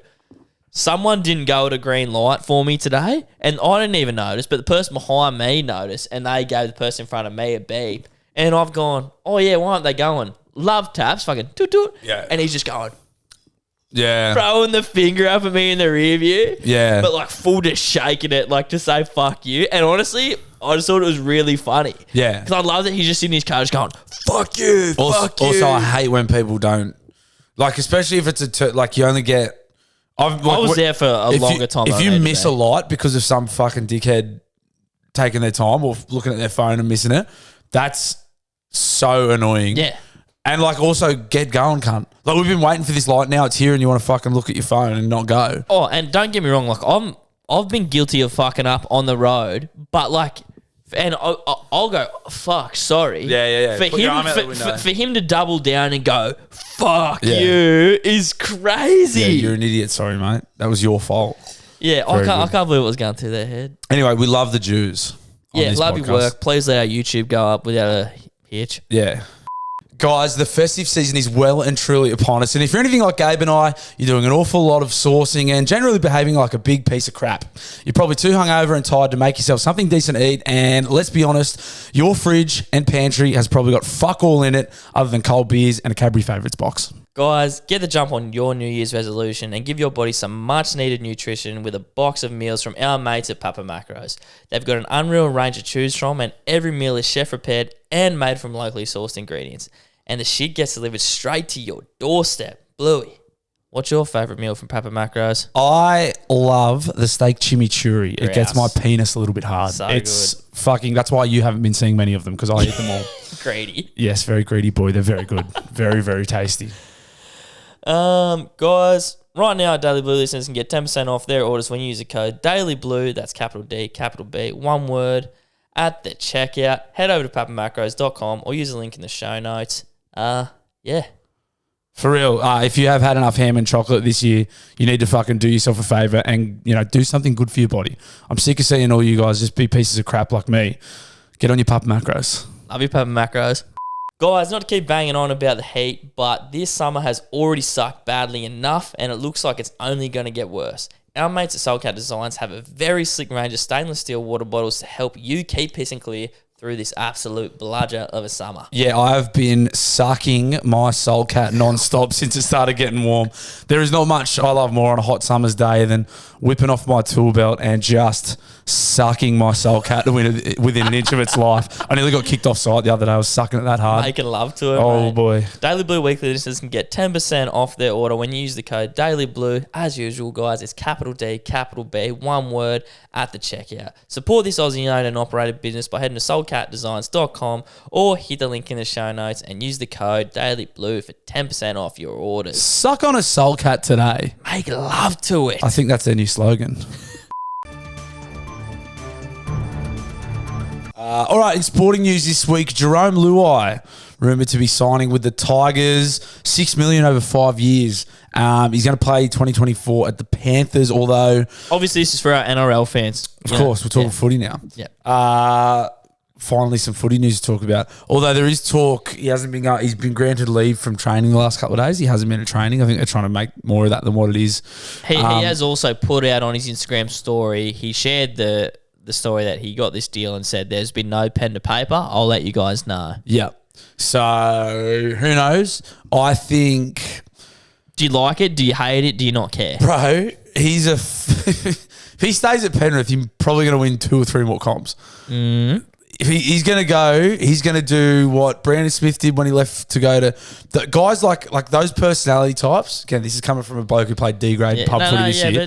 Take it with a grain of salt. Those personality types need a fucking hard nosed bloke who's also known him for a long time, e.g. Bellyache with Brandon Smith, e.g. fucking Cleary with Luai, who can keep him in line. Because who have their respect. As soon as I think they can rule the roost, or like, look what Brandon Smith flopped hugely at Bondi this year because he's like, I'm the man now. It's like, no, you're not the man. Harry Grant's the man. Like, yeah, he was Harry Grant's the man. I think it's hard to say Jesus. What is Luai going to do without not playing outside Nathan Cleary? So, playing outside Aiden Caesar. That's what you and everyone else has to say. What's he going to do without Cleary? And it's fair. Yeah. And it's definitely fair. But, like, we don't know what he can do without him. Because it is fair to say that Luai is a good 5'8". He's a good 5'8", bro. He played for Samoa and he did well playing for Samoa. So we sort of do know what he can do. Is it fair to say that Luai is a top 5'8"? Yeah. Oh, yeah, I suppose, yeah. I think 5 is fair. And 3 maybe not, but you could argue that he is. It's a lot of money too. Like, it's a lot of money. Yeah. Like, it's fucking heaps. So you're like, fuck. I would love... I hear your point and, like, I borderline agree. But there's a part of me that goes, all right, we don't fully know what he's capable of. I want to be proven wrong. I want him to go there and I want to see Luai just fuck it up with him. Because the Tigers on paper, a team on paper now, is they should start fucking winning. And the other thing is too, if you've just won 3 comps, like you've just won 3 premierships, it's like, well, let's go get paid now. Yes, like, you kind of like, 100%. I've just won 3. I'd love to see him do 4. No one's ever done that. No one done 3. So fucking no one's done 4. It's like, and they might. I've just got 3. I've got 3 more than fucking 95% of blokes. Yep. Let's just go and get. I've just been offered 1.2 for 5 years. That's me flush. Let's just go and get it. Like, so you can definitely understand that. But also, I just don't. I think if he thinks he's going to go there and be the man, I don't know. I don't know. He might be the man of the team. Yeah, in a fucking team that just picked up a couple of spoons. Yeah. Yeah. But like, even if he can get him, to compete, bro, and like, everyone, it happens whenever a team is fucking shit. I want to see the Tigers compete. Yeah. I don't want to see him keep getting whooped. It's fucking shit when there's just a dud in the comp. It's not good. And it's fucking boring, bro. But, like, is Luai the guy to do it? It's who knows. My heart of heart says it's probably not. You probably need someone who is a bit more stern, who's a bit more in control. But, he plays 5'8" off of Cleary. He is a bit more outspoken. But he puts his money where his mouth is for the most part. Maybe Benji was an unbelievable 5'8", so maybe, who knows? There's something maybe there. Benji can fucking get the best out of him. Who will be their halves next year? It'll be Aiden Caesar. Yeah, see, I don't even know who that is. Caesar's back. He was the Raiders and Titans. He's good. He's big. He's a big body. He's good. He's just been in the Super League and he's back. He's good. Adam Dewey at fullback. Maybe Dewey. Because Dane Laurie's gone back to Penrith as well. Yep. But on paper they got a great pack. Like Coruscant, Papali'i, John Bateman, David Clemmer. It's just fucking something wrong at that joint. Anyway. What the fuck? Appy? Yeah. They should compete next year, bro. They should have this year. That's also fair, isn't it? That's also fair. Anyway. Good luck, Tigers. Can't wait till the footy's back. I officially retired from Supercoach this year too. You're not going to play again? Nah, I told me mates, I said, it's too much for me. I've got too much going on. We'll just do a tip and comp this year then. Tip and comp. Daily Blue tip and comp. And we'll do once we get a betting sponsor, we'll do some fucking... Yeah, we can do a tip and comp. Yeah. Yeah, we can definitely do a tip and comp. I think we should. Join the newsroom if you want more details about tip and comp. That's the only place you'll see the details. Yeah, there's only place to see details, and there'll be a limited number of spots. Yeah, you can only usually... you can do some massive ones. I'm in a huge one. Yeah, but we will keep it limited. No, it's easy. It does it itself. Okay. Yeah. Anyway, we'll talk about that off camera.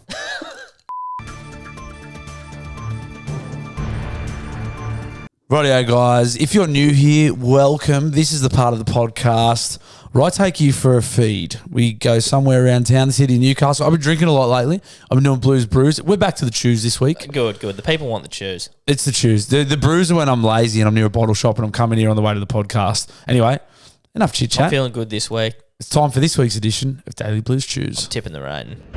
Guys, chew time coming here live from the Kenworth for another rainy day pie review. We are at Miller's Pies in Shortland. Pie and sandwich bar. It was absolutely jammed. Probably would have got a schnitzel roll if I had a little bit more time, but we've gone to pastries. Also devastated to learn that sold out a pepper steak and that also sold out a cheese and bacon sausage roll. So we're mixing it up today. Cheese and bacon pie, plain sausage roll. Oh. Look, not ideal, but I'm hungry and I don't really fucking care anyway. Good looking dog's eye. A little bit of cheese and bacon on top. We're just going to launch straight in. Let's not fuck around, let's chew.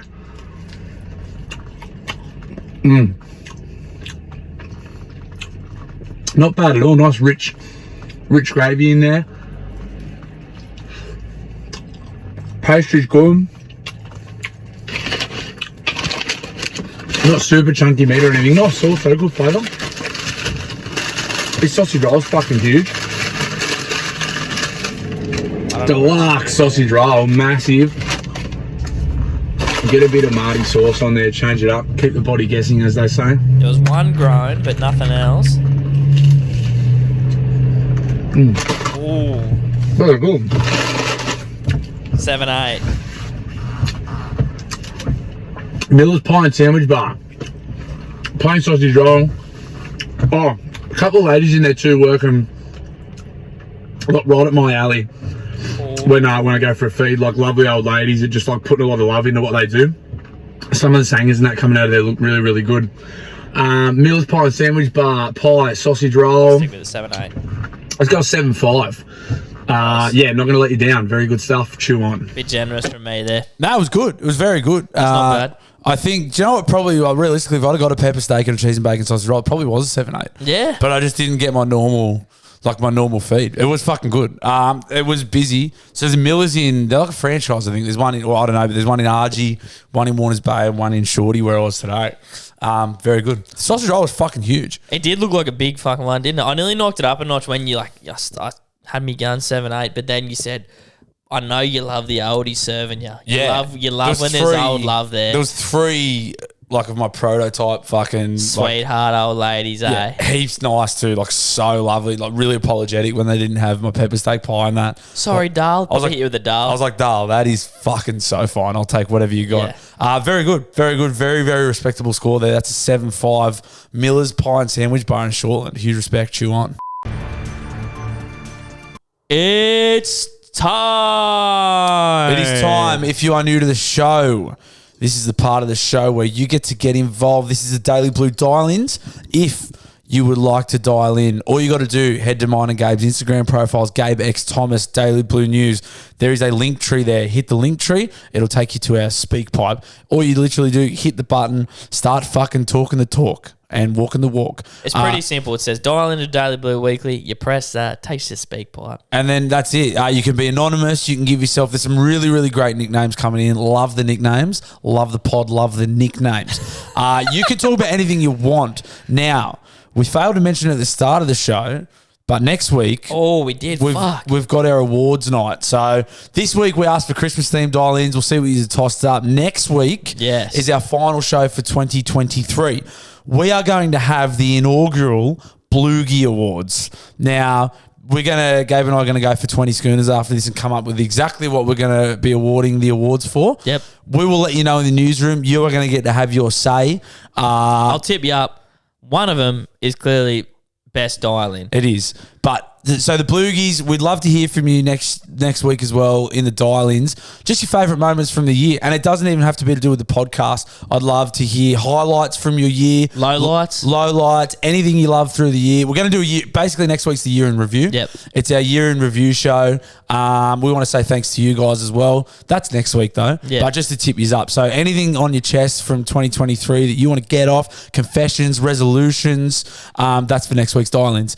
But... enough about the future, Gabe. We live in the present. And just know this, that the name Bluegies trademark is trademark pen. Don't anyone else try and use that because you will be sued. Because that and the Blueuniverse, that's probably my 2 best contributions of the year. And they're both trademarked. Yeah. And you will be... and just trust us that they are. You will be sued. If you try... we have we have a very high-powered, expensive team of Jewish lawyers that will fucking sue the pants off you if you try. They're my mates from the snowball fight. Yeah, they've grown up They now. all grew up and became very powerful lawyers, and we will sue if you try and use it. Anyway, that's next week's dial-ins. Get them in. It's time for this week's edition of Daily Blue Dial-ins. Bluey, Mighty G-Banger, the Geelong Goon here. I think coming into Christmas, everyone deserves a rort for the fucking Maccas. It's got to be late at night, you go for the drive-thru and place your order. You go to the first window and just drive past it. It's got to be around the time, and they're going to get rid of that first window where you pay, and they just have the second window operating. Just drive straight past them. Get to the second window, they'll say your order that you didn't pay. You say, yes, I did. Old mate was there because you drove past him, you know what he looks like. Don't give in. They bitch back at you. And they'll just fucking make an excuse that the machine wasn't working. You get your shit food for free. Rort on or rort off, boys. So he's saying you wait till real late at night when there's only one window opening. I mean, there's a lot of... I think this is just a case of being a fucking pest enough for them to give you your food for nothing. There's a lot of ifs and buts about this one. I mean, I'm all for it. I'm all for stealing. As we learned early on in the pod, I'm not above stealing food from McDonald's at all. Until they sponsor the show. There's a lot of ifs and buts about this one, like to make it. But I mean, if you can fucking do it, do it. That's what I'd say with that one. If you can pull it off, then go for it. I'm not willing to stamp it with a proper rod on. That's me. If you want to stamp it, go for it, but I can't. That's conditional. It is conditional. If you can do it, then raw it on. But I can't, you know what I mean? Until I fucking do it myself, I can't. I'm going to come back and sign off on that. What are you, mad? What are you, fucking crazy? I'm going to fucking sign off on that straight away. But respect, love it. Rotors, rotors, and degenerates. How's the silly season treating you? Let's go. Anyway, I got a quick question for you. How good are tits? Anyway, I'm going to go have a pull. Pisso Posty, out. Pisso Posty. How good are tits? I really like them. They're fucking great. I think they're fucking pretty awesome, Pisso Posty. Posty, got to tell you, man, they're pretty terrific. Between, one bloke to another bloke, I fucking think they're sick. Here we go. This will be fucking good. I already know what's wrong. Yeah. You know, I reckon he might have been drinking. Bluebird, Gabo, eat cheese. Just got to say, congratulations, guys. Heading into Christmas, it's been an absolute pleasure to my fucking ear holes to listen to you guys have a yarn every week. Thanks, mate. And some of the dial-ins and... as soon as I hear my own voice, Jesus, I turn the volume down, I fucking push fucking skip. Makes three of us. But I just want to say thanks, guys. You've brought some entertainment to people that, we're missing. And, your numbers show that. So you're not immune to the fact, you're not oblivious to the fact that you're actually doing a great job. Thanks, mate. And, we're all proud of you. Oh. We love it, but one thing I will say is, Bluey, at about episode, I don't even want to speculate on the number, you said you're going to start eating some of these fucking cooked foods that cunts were coming up with. We did say that. I reckon in the new year, you got to start eating or trying some of this shit for video. Because you did say you would, and you haven't. I've just thought of something. But anyway, boys, love you guys. Merry Christmas. I'm actually going to dial in maybe another day or tomorrow to the Christmas story about how I lost a job. Jesus Christ. Working for Telstra. And, yeah, it involves urine. Way to leave us on a phone. That's it. That's where it ended. I didn't touch that. No, I know. You know who the executioner is? He's your drunk uncle. He's the drunk uncle of the pod. The thing with the executioner, we established, so take your mind back 2 weeks. He rang up fucked up. He rang back the next week and was like, sorry, I was fucked up. Then he had a really good dial in. And last week's show, we said, mate, just find that middle ground. He hasn't. And he's just gone back to 2 weeks ago. The other funny thing, I was having a good yarn with one of my mates from the Punters Club. He said, Bluey, pod's great. maybe when the dial-ins might need trimming a bit, there's some fucking units ringing in. So maybe we could potentially just do an episode that's just dial-ins, and you know what you signed up for then. Yeah. There's some fucking madness. Like it was after that episode we had the other week when it was just it was particularly intense on the dial-ins that week. We'll work around that. That's something for our off-season planning. Whatever. Don't ever dial back the intensity though. I love it. Yeah, that was pretty intense. Executioner, don't get us wrong. We do love you. And we love that you love to contribute to the show. Oh, I love him like a fucking little retarded nephew. See, I've gone drunk uncle. You've gone retarded nephew. Yeah. The point is same. Eventually the retarded nephew becomes a drunk uncle. Of course. He gets of drinking age and then starts ringing into the podcast. But, huge respect to the executioner. He's been rocking with us since just about day one. He has been. And, I think he's doubled up. I think we're about to get another. He said he was going to come back. I think we're about to get another taste. He's finishing the urine. Stand by. I don't know if I've just hit the same one again or... No, this is a different one. Bluey. Gay boss. Hello. Delta Bravo here. Yes. Baby. Merry Christmas, legends. Merry Christmas, mate. Coming to you today with the what's everyone's Christmas tradition. We got a group of lads that like to do what we call Merry Whiskmas, where everyone turns up with a bottle. Yeah, some of the fuckers turn up with that sugary syrup shit you boys like to drink, but yes, sir. Some people turn up with that other stuff that hits a little bit harder. Plan is all the boys in a room, can't leave till your bottle's done. Lock in. Game on. Sometimes we like to cook microwave plates and invest in a few Gordon Ramsays. Yeah. Have a good Chrissy, boys. Thanks for a stellar 2023. Delta Bravo, I won't give it away other than all I'll say is Delta Bravo has a gift for us that I'll try and link up with him this week and get it. Let's just say it'll be going there. Is DB from it? DB's local. Have you met DB before? Only I've passed him in the street a few times. Okay. He said, "Love the pod." And he's got DB's got something very cool for us. But DB, no Christmas traditions on my end, unfortunately. I like to go to my dad's house, but that's recent. But it's nothing. We play a bit of Jenga, drink piss. Jenga's fun. I don't really have any traditions. Just always had brekkie at the old man's, lunch at mum's, but now I've just got everyone coming to mine this year because I plan on being pretty hungover. Yeah. On Christmas Day. So I've just said everyone come to mine for lunch so I don't have to drive. And if my dad was in town, I would have fucking came through after that. Yeah. Yeah. Oh, you got to go up the bay, don't you? Yeah. Yeah. But fucking, no real traditions. We used to have big, when you're younger, you always had big family Christmases and stuff. That was always really nice.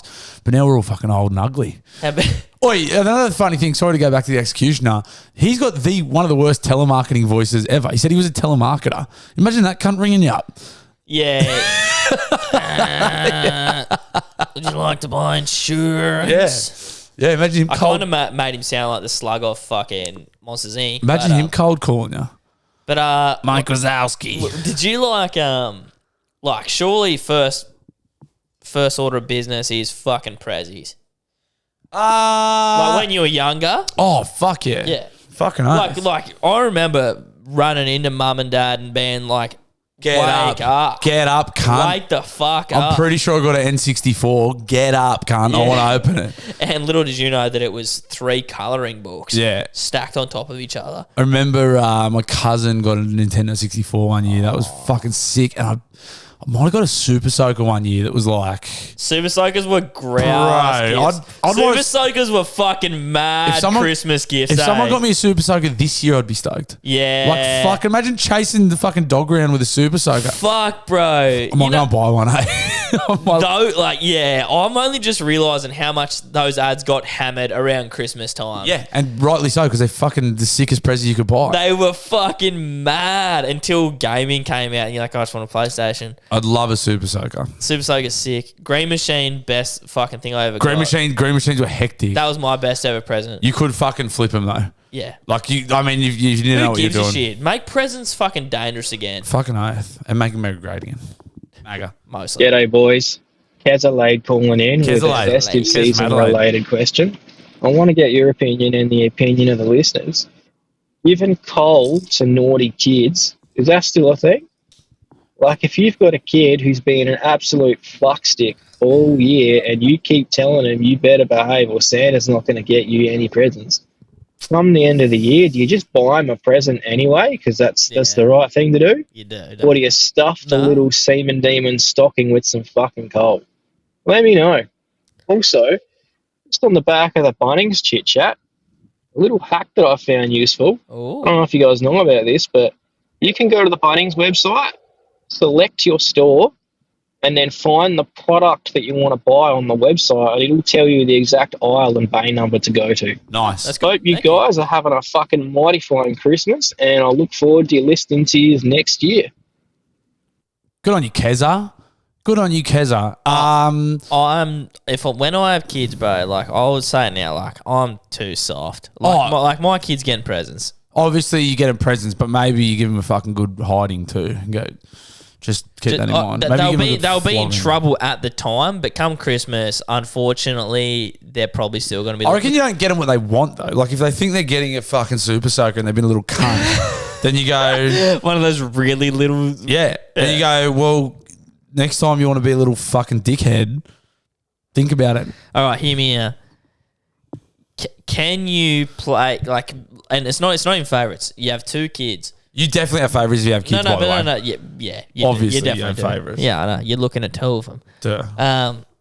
That's why we need a podcast for Obviously. sweet validation. Sweet validation. You have two kids. One is more well behaved than the other one. Does the more well behaved one get better gifts? No, if you can't, unfortunately, which is bullshit. But you can't do it, can you? No, but you would deep down if you could. Yeah. 100%. Yeah. No, you can't, but you'd want to. 100%, bro. You'd want to. And the coal thing, I joked about giving one of the boys at work coal today because we're giving our boys a little crazy, nothing too exciting, but I was like to one of them, I joked and said, you're getting coal. Yeah. Because you've been a little fucking dickhead. He's a great kid. All the boys get $100, the rest get he gets 95. He gets fucking coal Yeah. and an uppercut. And then what was, the Bunnings thing, that's great. My missus come up with one of the greatest hacks I think I've ever been privy to when we were shopping for a Christmas tree. I don't know if I spoke about it the other week. Respectfully, this might be the first nice thing you're saying about her on the show. Well, I try not to talk about her at all. Yeah, true. but so not that you say bad things. We're at Target the other week shopping for a Christmas tree, and we've found the tree we wanted, and it was 120 skins, and it was pre-lit, and it came with 100 baubles. And she goes, give me 2 seconds. I'll just have a look online, see if they've got it, because sometimes they randomly have them cheaper online in the same shops. 100%. So she's gone to the Target website, exact same tree, 6-footer, pre-lit, 100 baubles, $60. Showed them, they said, beauty, that's No, didn't even show them, did the click and collect, went and had a fucking coffee, and then came back and got it. At the same At the same shop. I said, what's going on here? I said, can't we just show them? They go, no, that's not how it works. You have to click and... So it was the identical tree for half the price. It was fucking... It's in my lounge room right now. It was a belt. We were flabbergasted. I said, when can we get it? We clicked the earliest click and collect, which was like an hour and a half later. Did a hot lap around the shops and went back and got it. It was fucking... I couldn't believe it. That's mad. That's really mad. Shout out to fucking... Fell in love with her even more. I was like, that's fucking grouse. And you're stingy like me. That's good. Gave her a kiss. You realised this one with you. Yeah. And I said, you're getting coal this year. You're getting a lump of coal. If there's one thing you two have in common, it's fucking getting the better of big business. Oh, she's a fucking rorter from way back. Yeah. She's an old school rorter. I love that. That's fucking... Peas in a pod, mate. I might have to do the same thing. Boys, it's Sean O, the piss chiseler here. Just ringing up about a Christmas party that I reckon had a couple of years ago. So, anyway, we organised to go deep sea fishing. 12 people max. So, anyway, invited the 12 blokes. Fucking had a bus lined up, pick up all 12 of us, take us down. Rah, all good.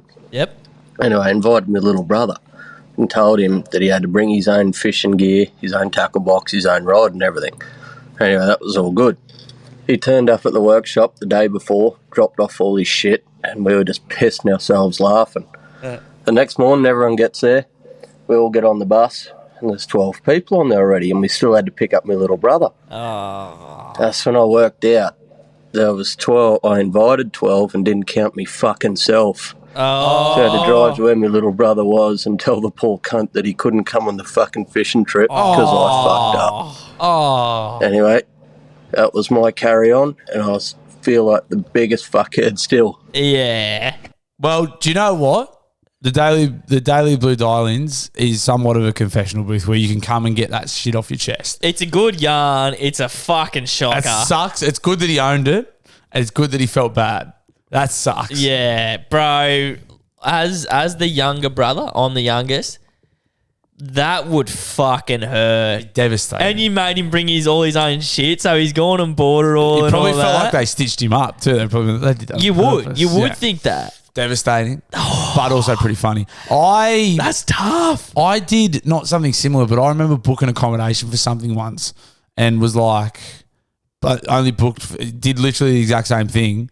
Booked for not myself. Booked for fucking 12 blokes. So I was like, who's the other? I was like, we need fucking. Oh, it's me. I didn't book for myself. Yeah. I'm sure that happens more often than you'd think, but good on you for owning it, mate. No, Accidents fucking happen, but that's fucking sucks. I hope you got him a fucking good Christmas present after that. Rocking up to him, like going to him, yeah, and then being like seeing the boat. Ooh, sorry, mate. Sorry, mate. Listen, we're one short. What's going on, boys? It's Nick from Melbourne. Just wishing all the Daily listeners and you guys a Merry Christmas. Just on my Christmas party, it's brickies and bags, and don't you worry, we've been playing the podcast all year on the job site. Yeah, man. I've made that's sick. a few That's people be a really big sick. fan of Daily Blues, and don't worry, it's getting nice and messy. Don't you worry, we're just doing a few lines of cheddar and thinking of you boys. Also, you guys will kill it in the boxing match. And as a fellow ginger bluey, we can go. It's a proven fact. Gabe, you've got no fucking hope. Can hardly tell. Also, I will be in Newcastle from the 23rd to the 30th. So if you guys need a loose cunt to get on the sesh with, I'm only a phone call away. And also, just remember, cheese is still fucked. And have a good time, boys. Good stuff. Geez, why is he talking so quick, Blue? I think it was a fucking. I don't know. Were you playing him on 2x speed or something? I had it on 2x. Yeah. Jeez, he was talking quick. He sounded fired up, the big guy. Merry Christmas. Merry Christmas, brother. I hope you had a fucking good time. Fuck yeah. I'd be spewing if I heard me and you on the job site, but turn that shit off. Trying to fucking work. That is really cool, though. It's cool. He thinks it's cool. The other blokes probably fucking hate it. Yeah, that's true. Well, fuck him. It's extra play for us. Fucking grubs. G'day boys, it's Blindy here from North Queensland. Blindy. Just calling up to try and answer a question from the previous pod in how do blind people know when they're done wiping. And I've only lost my sight about 5 years ago, so I kind of had the best of both worlds, I guess, in knowing when you're done. And I guess from previous experience, it's Bluey's 100% right. You kind of just go from feel. And if you know, you know. And Gabe, no one does a fucking sniff test, you weird cunt. What the fuck is that? Anyway, boys, I love the pod. Keep it up. See you later. That's awesome. I'm fucking stoked with that dial-in. Huge respect to Blindy. I wonder who fucking... Someone must have sent it for him. If you can't see, how the fuck do you operate the dial-ins? No, I think it's all voice command, maybe. Oh, maybe. I don't know. You can only do so much with voice command on the phone these days. Blindy, that's really cool. And you know what? It didn't even cross my mind that someone who's blind may even listen to the pod. It crossed mine. That's why I asked them to ring in. Yeah. There's fucking heaps of people listening to this pod, mate. We're huge. We're big. We're huge. No, that's great, mate. Thank you, Blindy. Also, I'm glad I was right. Oh, mate, of course you were. I was just doing it for the fun. I was just doing it for content, mate. I didn't really think they sniff it. You thought they sniffed it. No, I didn't. Don't play it yet. You thought they sniffed it. Also, something you don't do all the time. You have to drink after a cheers, mate. And you did that time. Do I not always do it? You don't always do it. That's poor form. That's dog shit. Must be thinking about the pod. That is dog shit. That is honestly dog shit. Yeah, Thank so you you for know calling. better. Thank you for calling. Yeah, of course I do. It's just fucking poor form. Thank you for pulling me up on it. Oh, mate, I got it. Merry Christmas, Blue and Gabe from Mad Dog. Here's one for you. Oh, yeah, get that in you. A bit of white Christmas up in Toowoomba. Mad Dog sounds like he's got some hay fever. Mad Dog's got the sniffles. Mad Dog, you mad dog. It must be snowing there. It's fucking a bit hot to be sold. Fuck me. Hey boys, long time listener, first time caller. I'm going to try and top off the funk here. Alright, here we go. Hit the road, Jack! Don't you come back no more, no more, no more, no more. Hit the road, Jack. Don't you come back no more. What'd you say? That's it. Not terrible. Not terrible. Not great either. So it wasn't bad. Definitely wasn't good. Oh, the dialings always fucking deliver. Jesus Christ. I hope you guys know how much joy you bring, Blue and I. Oh, mate. It's been a long year, and I always look forward to the fucking dial-ins, eh? It is always fucking carnage. Boys, it's the doppelganger. Hey! I was just laying in bed last night, and I put on Will Ferrell's movie, The Elf. Yeah. This I walked in about 5 minutes after I started it and said, "Oh, what's this?" The look of disgust. She's never seen The Elf with Will Ferrell in it. Fucking could not believe it. So I asked about a few other movies. It turns out she hasn't seen Polar Express either. So when I get back from Cunnamulla, I'll be throwing that one on. Just wondering if you boys have partners who have not seen these Christmas movies, or if they're a little bit more educated in the Christmas spirit than mine. Christmas quote coming up, boys, and 2 points if you can tell me what Christmas movie it's from. I might be here. Merry Christmas, you filthy animals. Fuck. I should know that one. Isn't it Home Alone? Oh, it may be. It may be. Pretty sure it's Home Alone. I'll double check because you don't get the points for nothing. I'm not Google Merry Christmas, you feel the animals. I haven't seen Polar Express, haven't seen Elf. I'm not big, not huge. What, cunt? Yeah, no, I haven't seen it. Either? No. Not Elf? No, neither. I've started watching it heaps of times, I just fall asleep. I can accept Polar Express. Elf is, you have to have seen Elf, mate. No, I haven't seen it, eh? That's fucked. Is it any good? It's just like, yeah, okay, Merry Christmas, Filthy Animals is Home Alone. Is it any good? Elf? Yeah.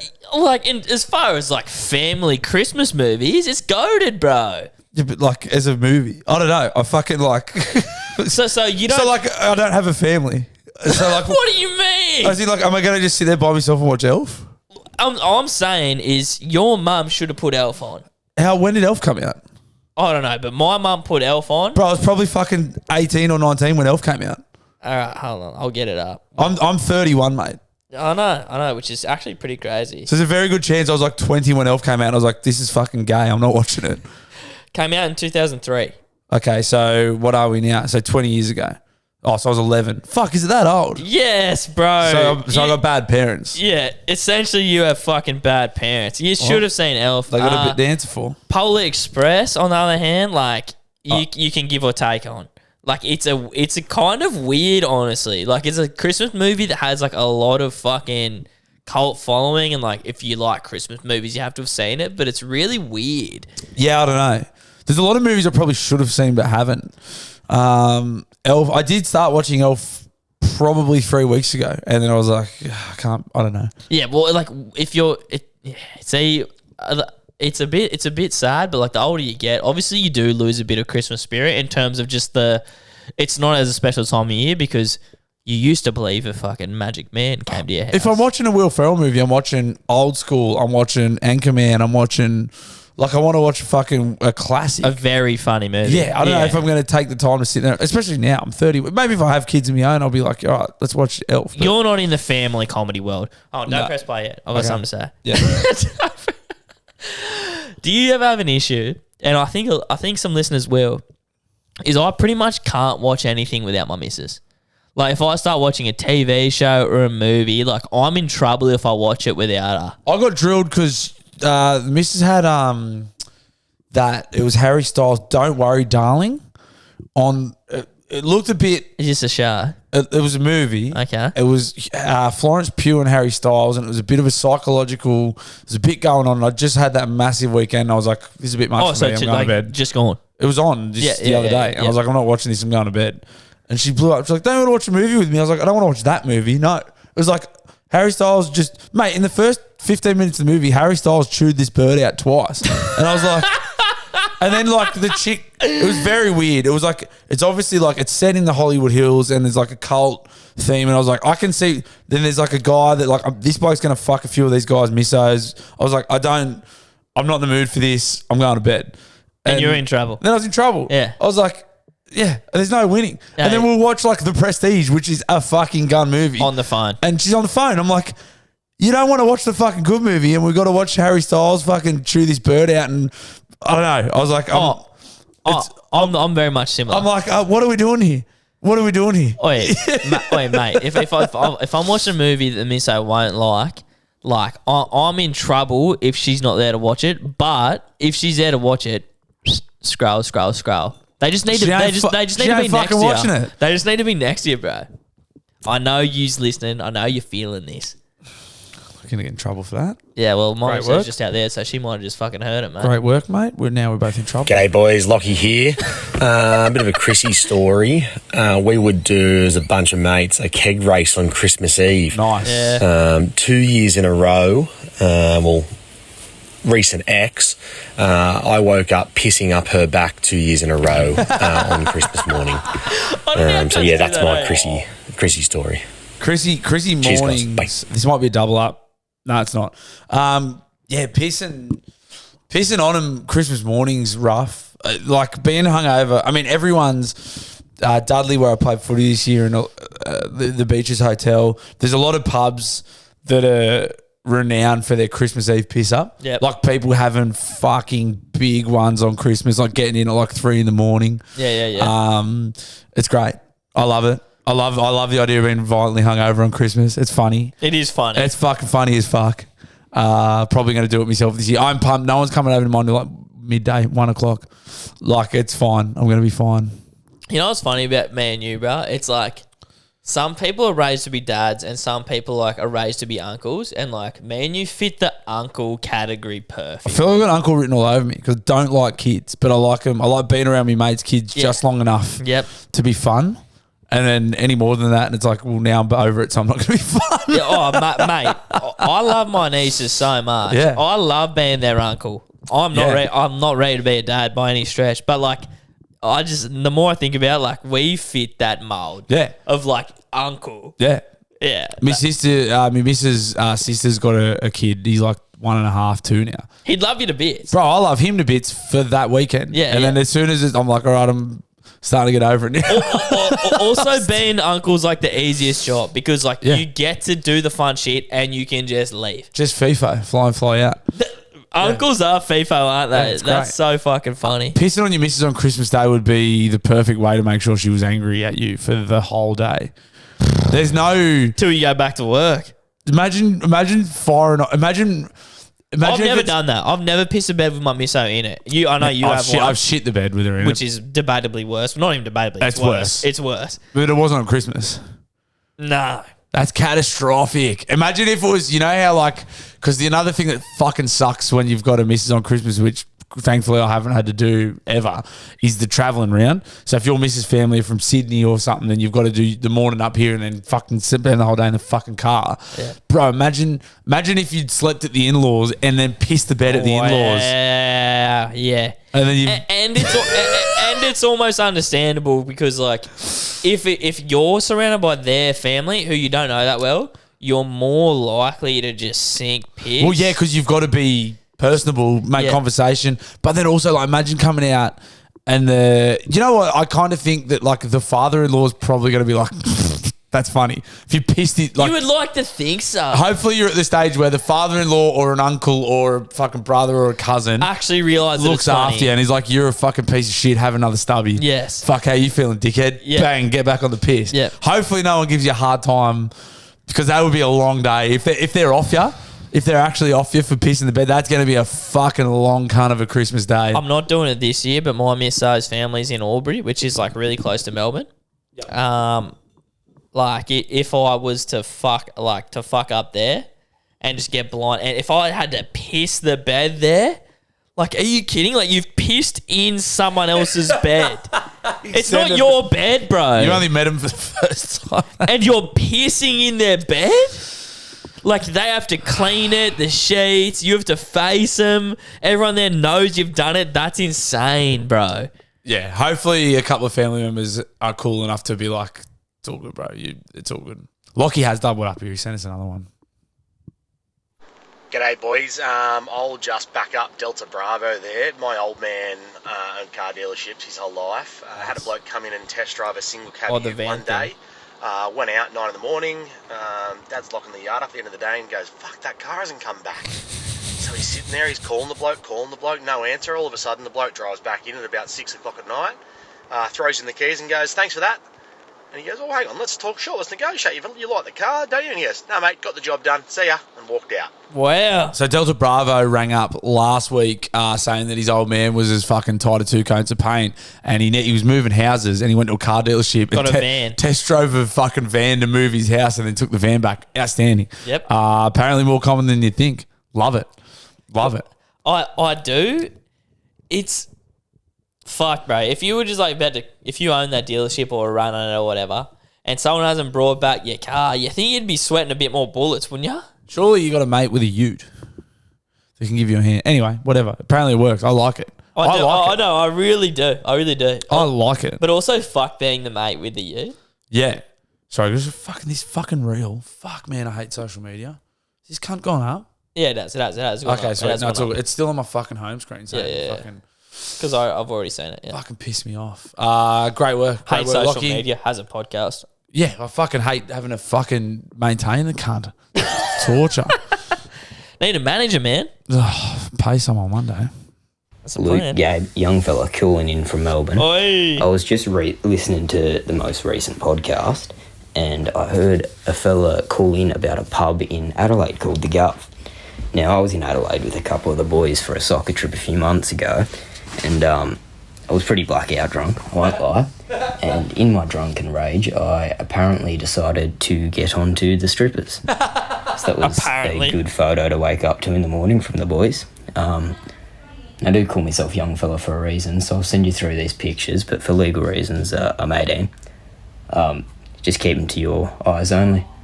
Anyway, have fun, boys. Love the pod. You're the man, young fella. Obviously for legal reasons, I'll stay between Gabe and I right now. But young fella is at the strippers with a lovely tattooed lady sitting fair on his lap. Huge respect. And he said, "Yeah, look, I know. You know what? I don't want to incriminate you. Good on you, young fella. Good on you, mate. Good on you. That's funny. That's very funny. That's really fucking funny. Good on you, mate. Good on you for sharing that with us. Just know that this Gabe and I are involved. We're gonna have a beer after this and have a good look at those photos." Yeah, Blue, Gabe, it's Shuey here. That's him, Shuey. On the back of my dial-in today, on today's potty, just talking about the life mechanic, and how he got me onto your potty. Yep. And I heard you mention something about he's after a signature flavour of pie for you for next year.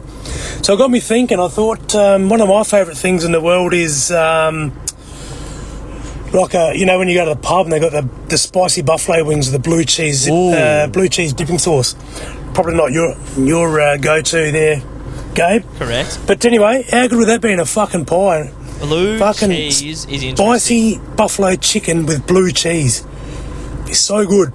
It'd be fitting for you guys. You got blue, and cheese. Gabe, fucking bases covered. I hear And ya. what a winner that'll be. Fucking rock on, boys. Shuey. Yeah. Love where your head's at. See, I don't want to give it away because I have been scratching my head with this literally for fucking like 2 months because I'm going, do I... Let's speculate, bro. Let's speculate right now. Well, I don't want to speculate too much because I've been, there is something fucking Well, locked you got in. to... Oh, fucking thanks for liaising with me, cunt. Oh, sorry, mate. You've been driving a fucking Urala? Yeah, that's a fair point. Yeah. So I've been liaising with the pie mechanic. Nah, you are right. You've done the hard yakka. I know I'm right. Yeah. You've done the yakka. That is fair. And it's fucking. But I have been like, fuck. Is it something show based or like? Because I've been trying to be like, is there cheese in it? No, there's no cheese. Okay, in it. good. Then I'm happy. And I'm trying to. I also want it to be a good pie. I don't want it to be a gimmick. I want it to be a fucking good pie. 100%. I've been talking with the pie mechanic. He came up with something fucking really good. I'll wait till it comes out. I'm going to wait till it comes out. So it's locked in. I think so. So you obviously you tell me after this. Yeah. It's fucking good. It looks really, really good. All right. Well, let me put And this. also, I didn't want to go to the pie mechanic. Like he's got to do it too. I don't want to be like, hey, what about fucking... And he's like, yeah, we can't get that. Like, Yeah, I'm make like, up some crazy... I'm going to him. I'm letting him take the lead and be like, he's gone, what do you think about this? I'm like, I think that's a fucking great idea. Yep. I don't want to just, you know what I mean? He's the cunt that's actually got to fucking make the pies and sell them. All right. Well, look. You don't have to say yes or no to me because obviously you know what's locked in. But here's at least obviously the 2 points that I'd say no cheese. There's no cheese. Because if it's a Daily Blue weekly pie, Daily Blue in general, obviously I'm not a cheese man. So I'm going, no cheese. Again, don't react to this if you don't have to. I think I'd prefer it to be a steak-orientated pie. You will be happy that there is no cheese and it is a steak-oriented pie. Okay, cool. Yeah. That's my off the base. That's my fucking standards. I'll show you the messages. It's going to be good. I'm pumped. I'm really pumped then. It's going to be good. It's going to be fucking real good. There will be early next year, I reckon. So I'm going to have to do another trip to Uralla to bring some back. Oh, well, fucking mate. Like I might have to come. Like, it's great. We'll make some content out of it. I'm going up there. I fucking love we'll seeing make my a video. mechanic. We'll go there. We'll pump the pie mechanic up because he's done it more than enough pumping us up. Also, without giving it away, one of the ingredients we can take a tour of where one of the ingredients is made. Take a tour. It's going to be good. Anyway, enough chit chat. That's fucking living in the present. Bluey, Gabe, BFFG. Don't know what happened to the microphone last week. Sorry about that, boys. The only difference, I tried to use that speak pipe. That was the only difference. And fucking... Fair enough, mate. I sent in another one that didn't come through. It was fucked, but I wanted to raw it on, raw it off. I've noticed... working in amongst supermarkets is the older generation, when they come in and they're shopping in the veggie section, they grab broccoli, cauliflower, all that sort of shit, and they rip off the stems, so they're only getting the bits, like the top bits that they eat, so they're only weighing and paying for what they're actually eating, and they leave all the stalks and shit in the boxes. And I know it drives the Woolies staff and all that fucking mad. So, raw it on, raw it off with that one. Fuck Woolies, fuck Coles, fuck all these big cunts. I'm fucking sick of going into the fucking supermarket with your self-checkout fucking... You can't get any service from any cunt because it's all fucking self-checkout. They don't have enough fucking staff on. Some cunts always fuck something up, so you got to wait for them to sort them out. Now they're putting these fucking anti-fucking shoplifting fucking gates in, so you've got to wait for them to push a button to let you out of the fucking store. But if they are fucking helping some other cunt that can't fucking get his shit sorted, they fucking don't open the fucking gate. I'm sick of fucking paying all this extra fucking money for groceries when I've got to pack my own fucking bag and get treated like a fucking prisoner. Why don't they spend some of that fucking money on putting some more staff on and none of this fucking self-help bullshit? Anyway, fuck them cunts. I think there's a double up here. Give me 2 seconds. He's back for more. He's back for more. Boys, BFFG. I've calmed down a little bit now. Yeah. Just want to wish you boys a fucking Merry Christmas, Happy New Year. Merry Christmas. And the Daily Blue crew out there. Hope everyone has a fucking great time. Look after your family, look after your mates. 100%.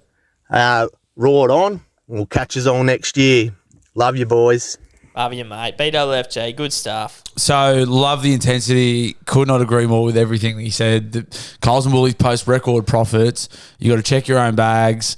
The shit sucks. Everything's getting smaller. They're making more money. Like, bro, I could have fucking... The ripping the stems off the broccolis and whatever, that's a huge raw on. First of all, the oldies know what they're doing. Raw on. They must drive the fucking staff there insane. Don't care. Raw on. Like, sorry if you work there. Like, it's so much of a raw on that, like, when you think about it, like... You're fucking dumb for not doing it. Well, it's barely a raw. Like, you may as well be doing that. What are you going to pay for fucking shit? Well, I don't fully understand that because I eat stems of broccoli. Me too. I do as well. Cauliflower, I don't eat a lot of cauliflower, so I don't really know, but... I eat it all. Must drive the fucking stuff up the walls. But that rant he just went on, I could have written that for him. That everything he said was like... mate, the way he was... You heard me talking to you. Like, I was like, this is you. This is like... I've never felt more connected with another human being than when he was saying, fuck the self-serve fucking prisoner. BFFG,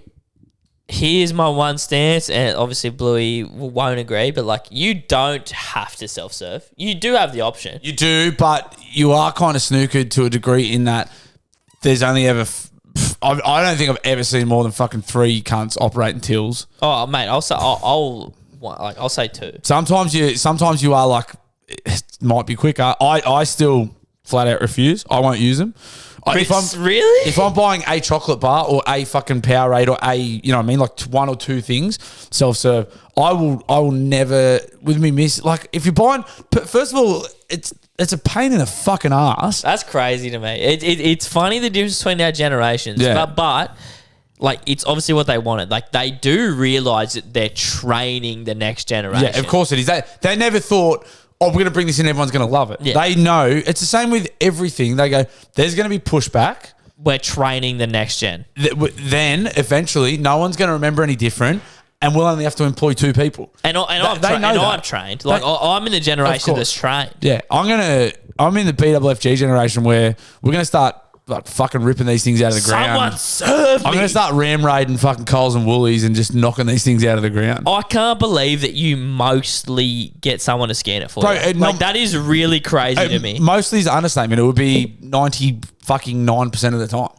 But like, that's insane to me. It's insane to me that you would want to pack your own bags. Yeah. Like, you're already paying through the nose for produce, and you're going to fucking pack your shit yourself. I do like the angle of, like, in your head, it's like, all right, like, the money I'm paying, it's like, all right, I'm paying for the service as well. Also, that's taking someone's job.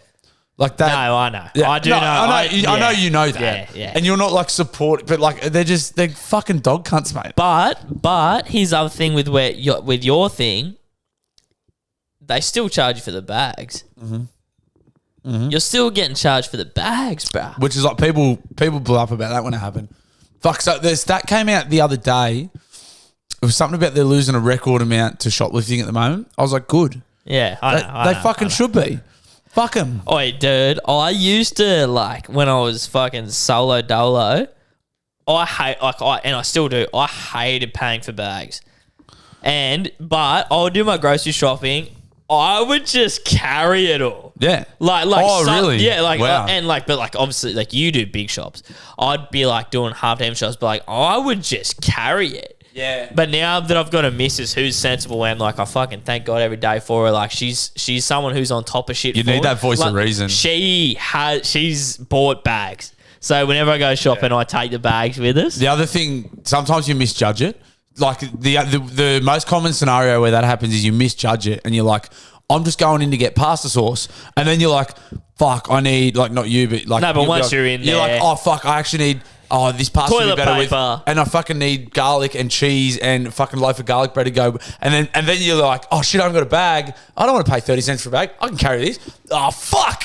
But bro, like, I would still walk out there with like a decent amount of shit, but my pride was just too in the way that it's like, I'm not buying a fucking bag. 100% just nailed it. It's part of being a bloke and just being like, no. I'm not buying a fucking carry bag. This. I can carry this. I'm not paying 30 cents for a bag. Yeah. And then you shatter a fucking glass of Dolmio fucking everywhere. Fuck. The Dolmio grin. The Dolmio frown is what it will be. Shout out to the BWFG. You have been a fucking massive contributor. I mean, I don't like to single people out because a lot of people fucking every week bring the fucking heat in the dial-ins. BWFG is one of them. He had a few weeks off while he was fucking in the rainforest. There's a lot of. We're very lucky to have a lot of you guys. I don't know if I should say this, but I'm going to say it, and it may be getting cut. But cut it. No, what? Obviously, we do plan on getting some more hats in. Not giving hats out. One for the best dial-in. Maybe we'll talk about it off camera. Yeah, okay, fine. But yeah, and I'm hesitant to single people out. No, don't even talk about that. No, not that. But I'm just hesitant to single people out in the dial-ins because we have people ring up every week that bring the fucking heat. Yep. And if you hadn't noticed, it's fucking, you're doing like most of the lifting for us in terms of content. Like, you guys ring up, it's the best. We're very grateful and we love you all so much. Jesus, whiskey's fucking strong. Shout out to Uncle Dana. Boys, how are we? Pugsley here, first time caller. Pugsley? Love the potty boys. Just a bit of a bone to pick with both years. Constructive criticism, if you may. The first one's with the big man. Bluey, mate, we love your food reviews, mate, but for the fucking love of God, can you please stop fucking chewing into the fucking microphone? Oh my God, mate. Anyway, that's pretty much it with you. The next bit of beef is with that little fucking weasel sitting next to you and the shit haircut. Gabe, fuck, mate, that take about Drake is absolutely fucking ludicrous, mate. You should be fucking deported for even saying that or even having that thought. We all know Drake's career peaked when he played that fucking disabled kid in Degrassi Next Generation, mate, and he's done nothing since. Next you're going to be telling us your favourite artist is that fucking pedo Rolf Harris, mate. Fucking grow up. Anyway, love you, boys. See you later. So, obviously just caught up on a few latest episodes. Yep. Thing about the choosies, mate, I just got to, like, I don't have any other option. I film them most of the time either in my truck or I'm just sitting in front of my phone. The mic's going to pick up me chewing. You got to be yourself, man. I can't. What do you want me to do? I'm eating. It's a food review. Are you going to hear some chewing? I apologise. But also... Yeah, you don't lean in any further. It's not like you're making a conscious effort to chew. I'm not eating into the microphone. It's also called Daily Blues Chews. And here's the beauty of the thing. Gabe does this thing where so if you're listening to the podcast on the audio platform, there's chapters. So you know, like you can skip to a chapter, or if you know a chapter's coming up that you don't like, i.e. me chewing, you can skip it. So fucking skip it, cunt. Anyway, agree with him on your Drake take. you can get fucked. Bro said Drake's done nothing since Degrassi, besides literally his whole career. You can suck my dune, cunt. Nah, I think fucking I agree with him. Fuck yeah. Bluey, Gabo, it's the funk. We want the funk. Oh, that's fucking beautiful, Gabo. Yes. Merry Christmas, boys, first of all. But, you know, I like to normally start a bit of discussion between you two. I do like that. that. So tell me, who is the guilty pleasure artist you like to listen to? Me personally, at the moment, I'm listening to a bit of Taylor Swift. Yep, that's me. But, you know, she jams. She's good. Gay. Anyways, boys, thought I'd give you a little bit of a gift as well. Maybe Santa's come early this year. And I guess that's why they call it the news. Time on my hands could be time spent with Blue. Laughing like children, living like lovers, rolling like thunder while the dial-ins are covers. I love it so much. And I guess that's why they call it the news. Yeah. Love you, boys. The Christmas came early. The funk out. That. God, there's another one fuck, man, we're so blessed. And again, I know I like singling people out because I fucking love hearing from everyone, but god damn, I fucking love the funk. God damn, I fucking love the funk. Damn it, I love the funk. I guess that's why they call it the news. Oh, that was fucking awesome. We've got a mail in. No, hold on. Answer his question. What did he say? Guilty pleasure artists. We did this fucking not long ago. I think we have. Anyway. Taylor Swift's the same for me. Beyonce for me. Bro, Justin Timberlake, NSYNC. Honestly, a bit of Biebs. Yeah, there's some Biebs that I don't mind getting around. Fuck. I could sit here all day. Yeah. Britney. Mate, there's a couple of Britney songs I don't mind. Put it this way. If it's pop, there's a little bit of me that wants it. I've got plenty of, mate. Yeah. Yeah. If it's pop, a little bit of Gabe wants it. And do you know the other thing is too, the older I've got, they're not even guilty pleasures anymore. I just put it, we'll be on a session. Oh, no. The older you get, you accept it. I just go, boys, I'm going to put a bit of Justin Timberlake on, old. I'm going to put on Girlfriend by Justin Timberlake, feat Nelly, and then sing. But the thing is... It's going on. If you don't like it, just write it out and then you put the next one on. I'm listening to it. But it bangs every time. Yeah, it does. Yeah, it's fucking sweet. Anyway, funk. If you're the type of person that pretends to not like hits... You're a liar. You know what I mean? Because people pretend to not like hits. Like Justin Timberlake, like Justin Bieber, blah, blah. And I used to be one of them. Stop pretending to hate hits. Stop lying. You're lying. You're lying. Got a good mail in here. Yep. It's a bit of bloke math. Give us some bloke math. Just dropped off the work ute in Singo for a service, and the mechanic said it would take 2 hours. Yep. Before leaving, my boss gave me the company card and said, grab some pies and sausage rolls on the way back for the boys for lunch. So I sourced a good bakery, and then I thought, how else will I fill in the 2 hours? I then seen a massage parlor and thought to myself, I get paid $50 an hour. That's $100 for doing fuck all plus free lunch. So if this massage costs less than $100, it's basically free. That's bloke math. That is the fucking blokiest bloke math I've ever heard. I love that. And honestly, fuck, bro. Imagine getting the car service, getting 2 pies and flipped off.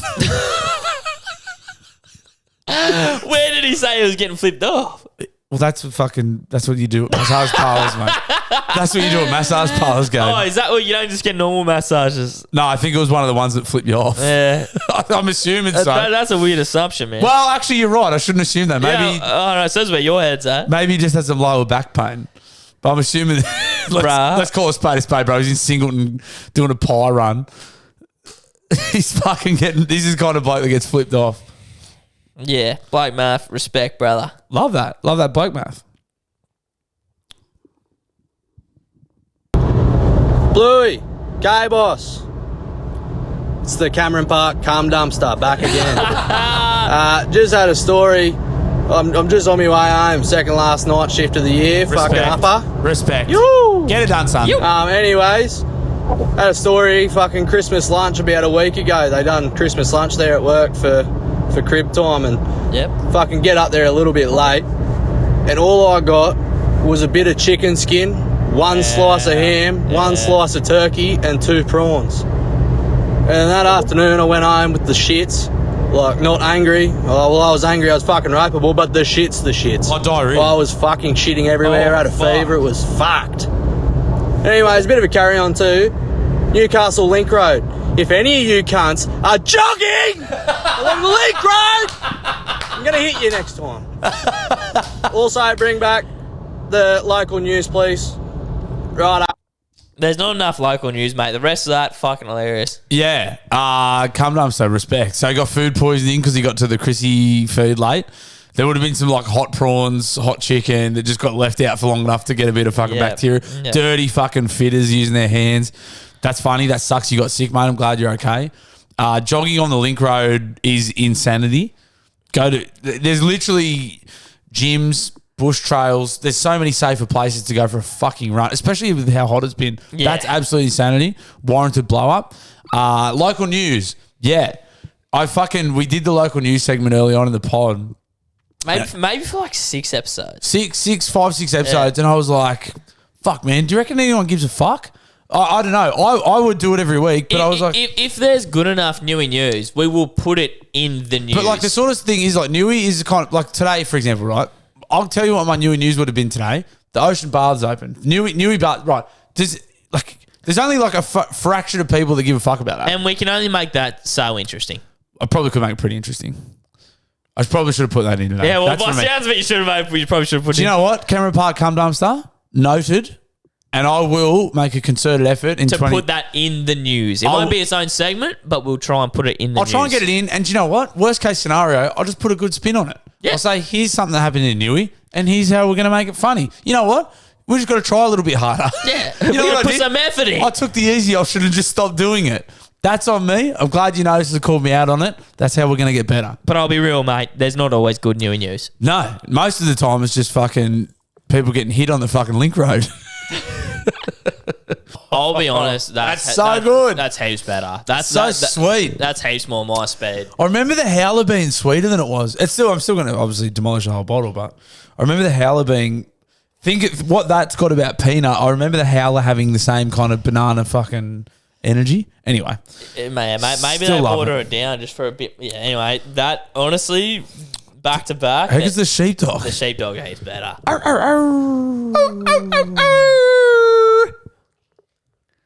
Did I tell you sorry, before we did this last time, I reached out to Sheepdog about partnering up with Daily Blue Weekly. Nothing. Fell on deaf ears. No. I'm going to try again. No, we will. We have to. I have to have Sheepdog. Because we do love their work. They have to sponsor this pod. I don't care if you don't like the content. And I like peanut butter, but God, I fucking actually really love Sheepdog. It tastes nothing like that, don't worry. Yeah.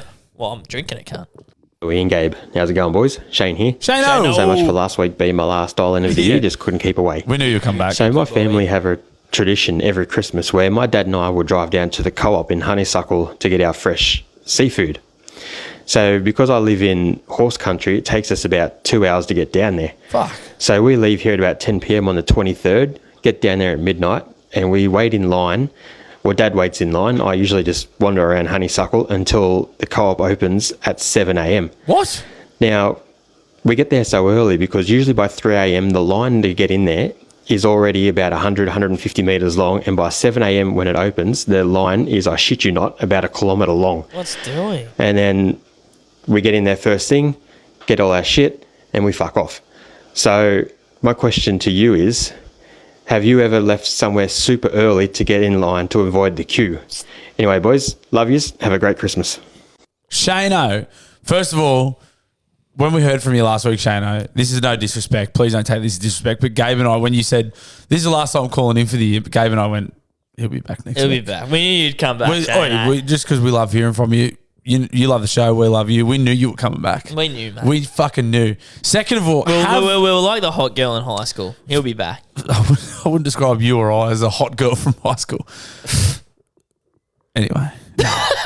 No, we're pretty hot. Actually, I tell you. We're a couple of hot fucking blokes waiting for Shane-o to come run it Obviously. I left. Here's one. I left. So I was in Dallas. I was at the Dallas Cowboys Stadium watching Ed Sheeran perform. That would have been really cool. It was awesome. And it got to about what I presumed to be about 3/4 of the way through his set.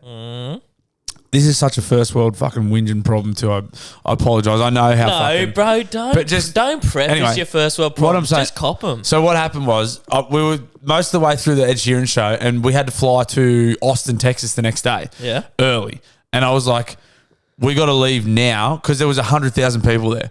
And we were in Fort Worth and we were staying in Dallas. So we were like, we barely got an Uber to the show. Yeah. And I was like, if we don't leave now, we are still going to be here at fucking 3 o'clock in the morning. If we leave when this ends, we're not going anywhere. Mate, it was 100,000 seater and it was packed with my little ginger pal Ed. And I was like, if we don't fucking go now, we are going to be fucked. So we left early. That is crazy. Got a beer at Buffalo Wild Wings, got an Uber and got out. And was so happy that we did it. But also was like, fuck, man, I fucking love Ed Sheeran. I would love to see the rest of that show, but you can't do everything. Same thing, love sleep. But, Shane probably loves his sleep, but he probably loves his seafood too. Like, you can't have everything. Ed Sheeran's a little bit of a guilty pleasure, but like... it's not guilty, bro. That's I'm a full-blown... That's what I mean. Like, he's not, bro. Like, Ed Sheeran's done it right where, like, everyone has to accept it. Bro, weddings got heaps better since Ed Sheeran existed. For sure. Like, he is the wedding king, For bro. sure, yeah. Like, and does he even have a missus? Is he even married? Yeah, he's got a... But I think God, he can write about love. I think he's got his missus name's Cherry. I think he owns like a farm out in the country. She must be the best chick because God, he can write a love song. He's the coolest. And he really is because he's just like a fucking... dude from England, and he loves the sauce. Red hair, white skin, loved his Persians, loved the sauce. Like fucking, he's a bit of a rat bag. Or he was a bit of a rat bag. To answer your question, Shayna, closest thing I got to lining up early for something was Call of Duty Black Ops. Respect. I got my dad to give me the day off school once, and like I wasn't the type of kid who like got days off school. But I was like, come on, Dad, I've been going to school, I've been being good, blah, blah, blah. Call of Duty Black Ops midnight release. Yep. Got there, and he gave me the day off school the next day to fucking, I just played the fuck out of Black Ops from 12 o'clock to the fucking next day. There's potentially no greater excitement and joy than a new game. Oh, bro. Like, mate, like I remember new FIFA's coming out. New Age of Empires, like when you got a New Age of Empires. Wow, New Age of Empires shit. My bro like that. Shout Swagger. But like that excitement, new Tony Hawk, bro. When Tony Hawk Underground came out, like the excite, like getting first of all, because you used to walk past EB Games and see the fucking previews and see the trailers. Yeah, bro. And then you'd see they used to put it on the shelf. But before it was out, and like it's coming out on this day, and you get to look at it. Be that one empty disc, and you look at the back of it and go, "Oh my god, the graphics look fucking nuts." And you look at the front, and then would be in your head so much. I imagine people feel the exact same about the new GTA because you're seeing the graphics, you're seeing the gameplay on YouTube. Yeah. But you can't fucking do it. But looky, but no touchy. But it's gonna happen. Yeah. And there was that moment you'd get it and you'd fucking get it and it would be glossy and the disc was in there and all the fucking it was there. Oh, bro, and my like family wasn't pushovers. Nah. Like it was the one time my dad was like, you know what, fair enough, mate. Amazing feeling, mate. Midnight release, got home and just jammed it. Just jammed the fuck out of the game. It was such a good feeling. That's shout out to Dad if he's listening. Shout out Dad. Shout out Greg. I fair dinkum remember Mum got us a PS.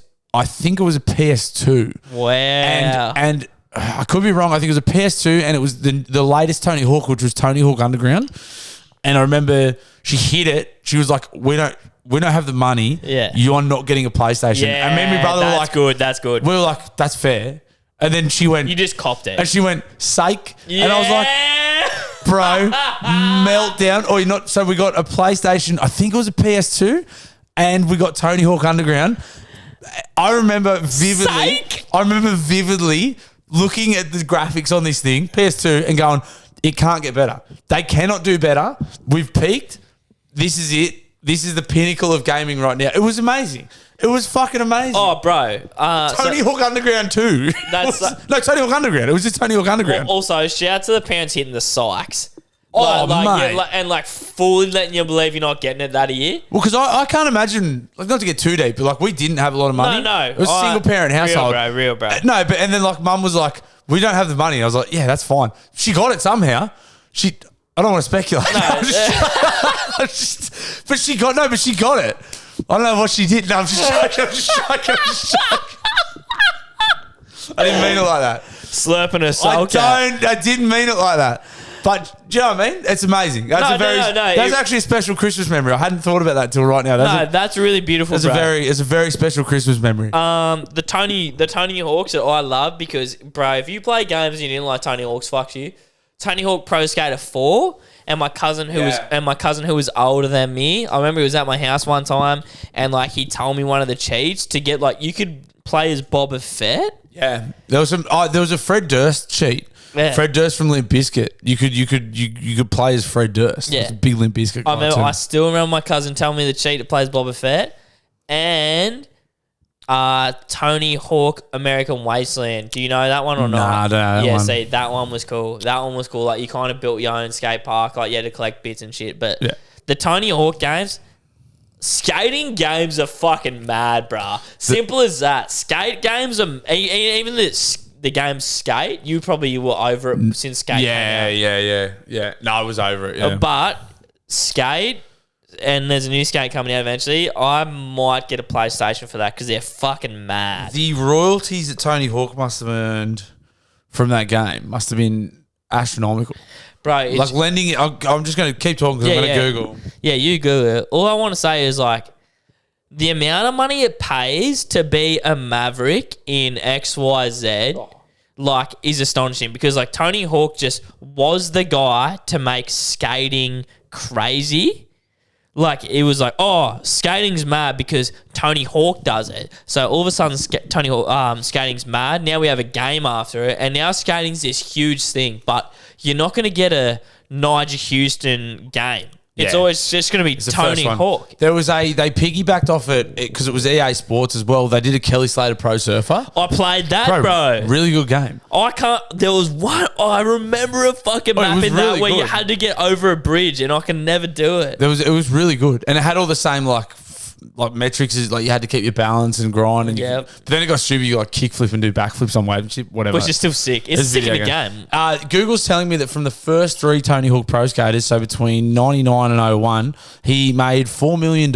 And that's since 3. That and was fourth was the mad one. Well, that's the one I played. But it seems like it doesn't sound like a lot, but you also got to understand $4 million in 2000 or in 99. Probably like fucking $20 million. Oh, and like video games were at their like it wasn't what it is now. Yeah, I'd say, and if him or his management had the foresight to retain any of the rights, IP, he's still fucking getting checks from it. Amazing. That was also our last dial in from Shano. And that will be because Shane could potentially ring up next week for the Bluegies. He will. I hope he does. Guys, as we always say, thank you very much. That's the Christmas show. We're obviously high range. We'll not be driving home. Good man. We'll not be driving home. Thank you very much, everyone that dialed in. Thank you for your Christmas stories. Thank you for your Christmas songs. Thank you for the Christmas cheer. Gabe, thank you for the Christmas presents, mate.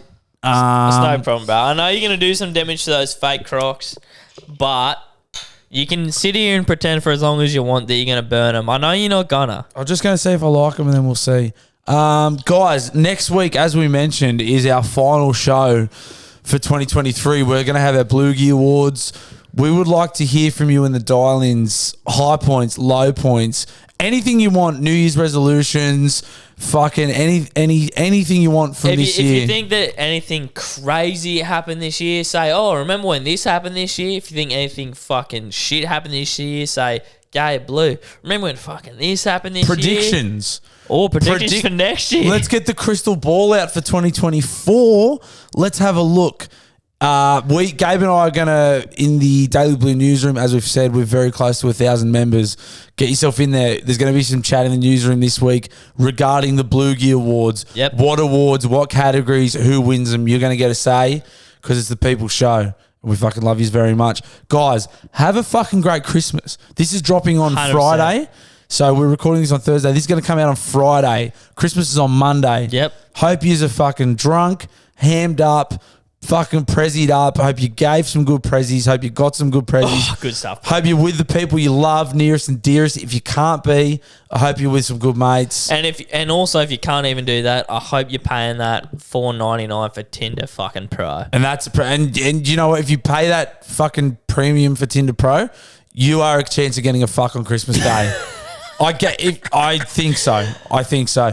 Guys, thank you very much. We won't say goodbye yet because we've got one more show for the year. We do. But we both hope you have a fucking fantastic Christmas. Gabe, I hope you have a good Christmas, mate. I don't want to say bye to you now because we're about to go and fucking smash and piss. So I won't say bye just yet. But, mate, hell of a show. It was a hell of a show. I know you told me don't say the time anymore, but this is fucking up there, bro. I know you told me last week I said it's the end of saying how long the show went for. But, I mean... Come on.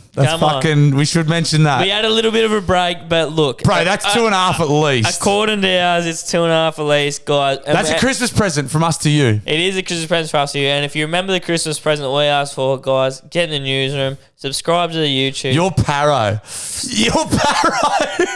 I'm faded. Uncle Dana's got the better of me. You're fucking blind. The sheepdog's got the better of me. I've had the time of my life. I'll speak to it more next week because I do want to say thank you to everyone that listens, but I'll get a bit more sentimental next week. Do you know the irony too is the YouTube, obviously the people out there know the YouTube's been giving us fucking some grief the last few weeks. Hopefully it's better this week. You're going to get fucking hammered and it's going to work this week. You're gonna do it the drunkest you've ever done it and it's probably going to be fine this week. Yeah. That's now that you've called it, now I'm fucked. That's me looking into it. Guys, follow the podcast if you've enjoyed it. Blue and I love you. We have so much fun doing it. We do. We do. It's honestly it's the highlight of our week. Have a great fucking Christmas. That's the fucking... If you take one thing away from this episode, please have a great Christmas. That's it. That's all we want. Simple as that. We love you. We love you so much and we'll see you next week for the Bluegies. Wear something nice. Oh, I want to put a suit on next It's smart casual. I'm wearing a suit next week. It's smart casual for you guys, but we're going to dress up. If you're listening at home, put a suit on. If you're listening at home, it's smart casual. At least. At the very least, and some covered shoes for fuck's sake, you grubs. Yeah. See you next week. Love you. See ya. Bye.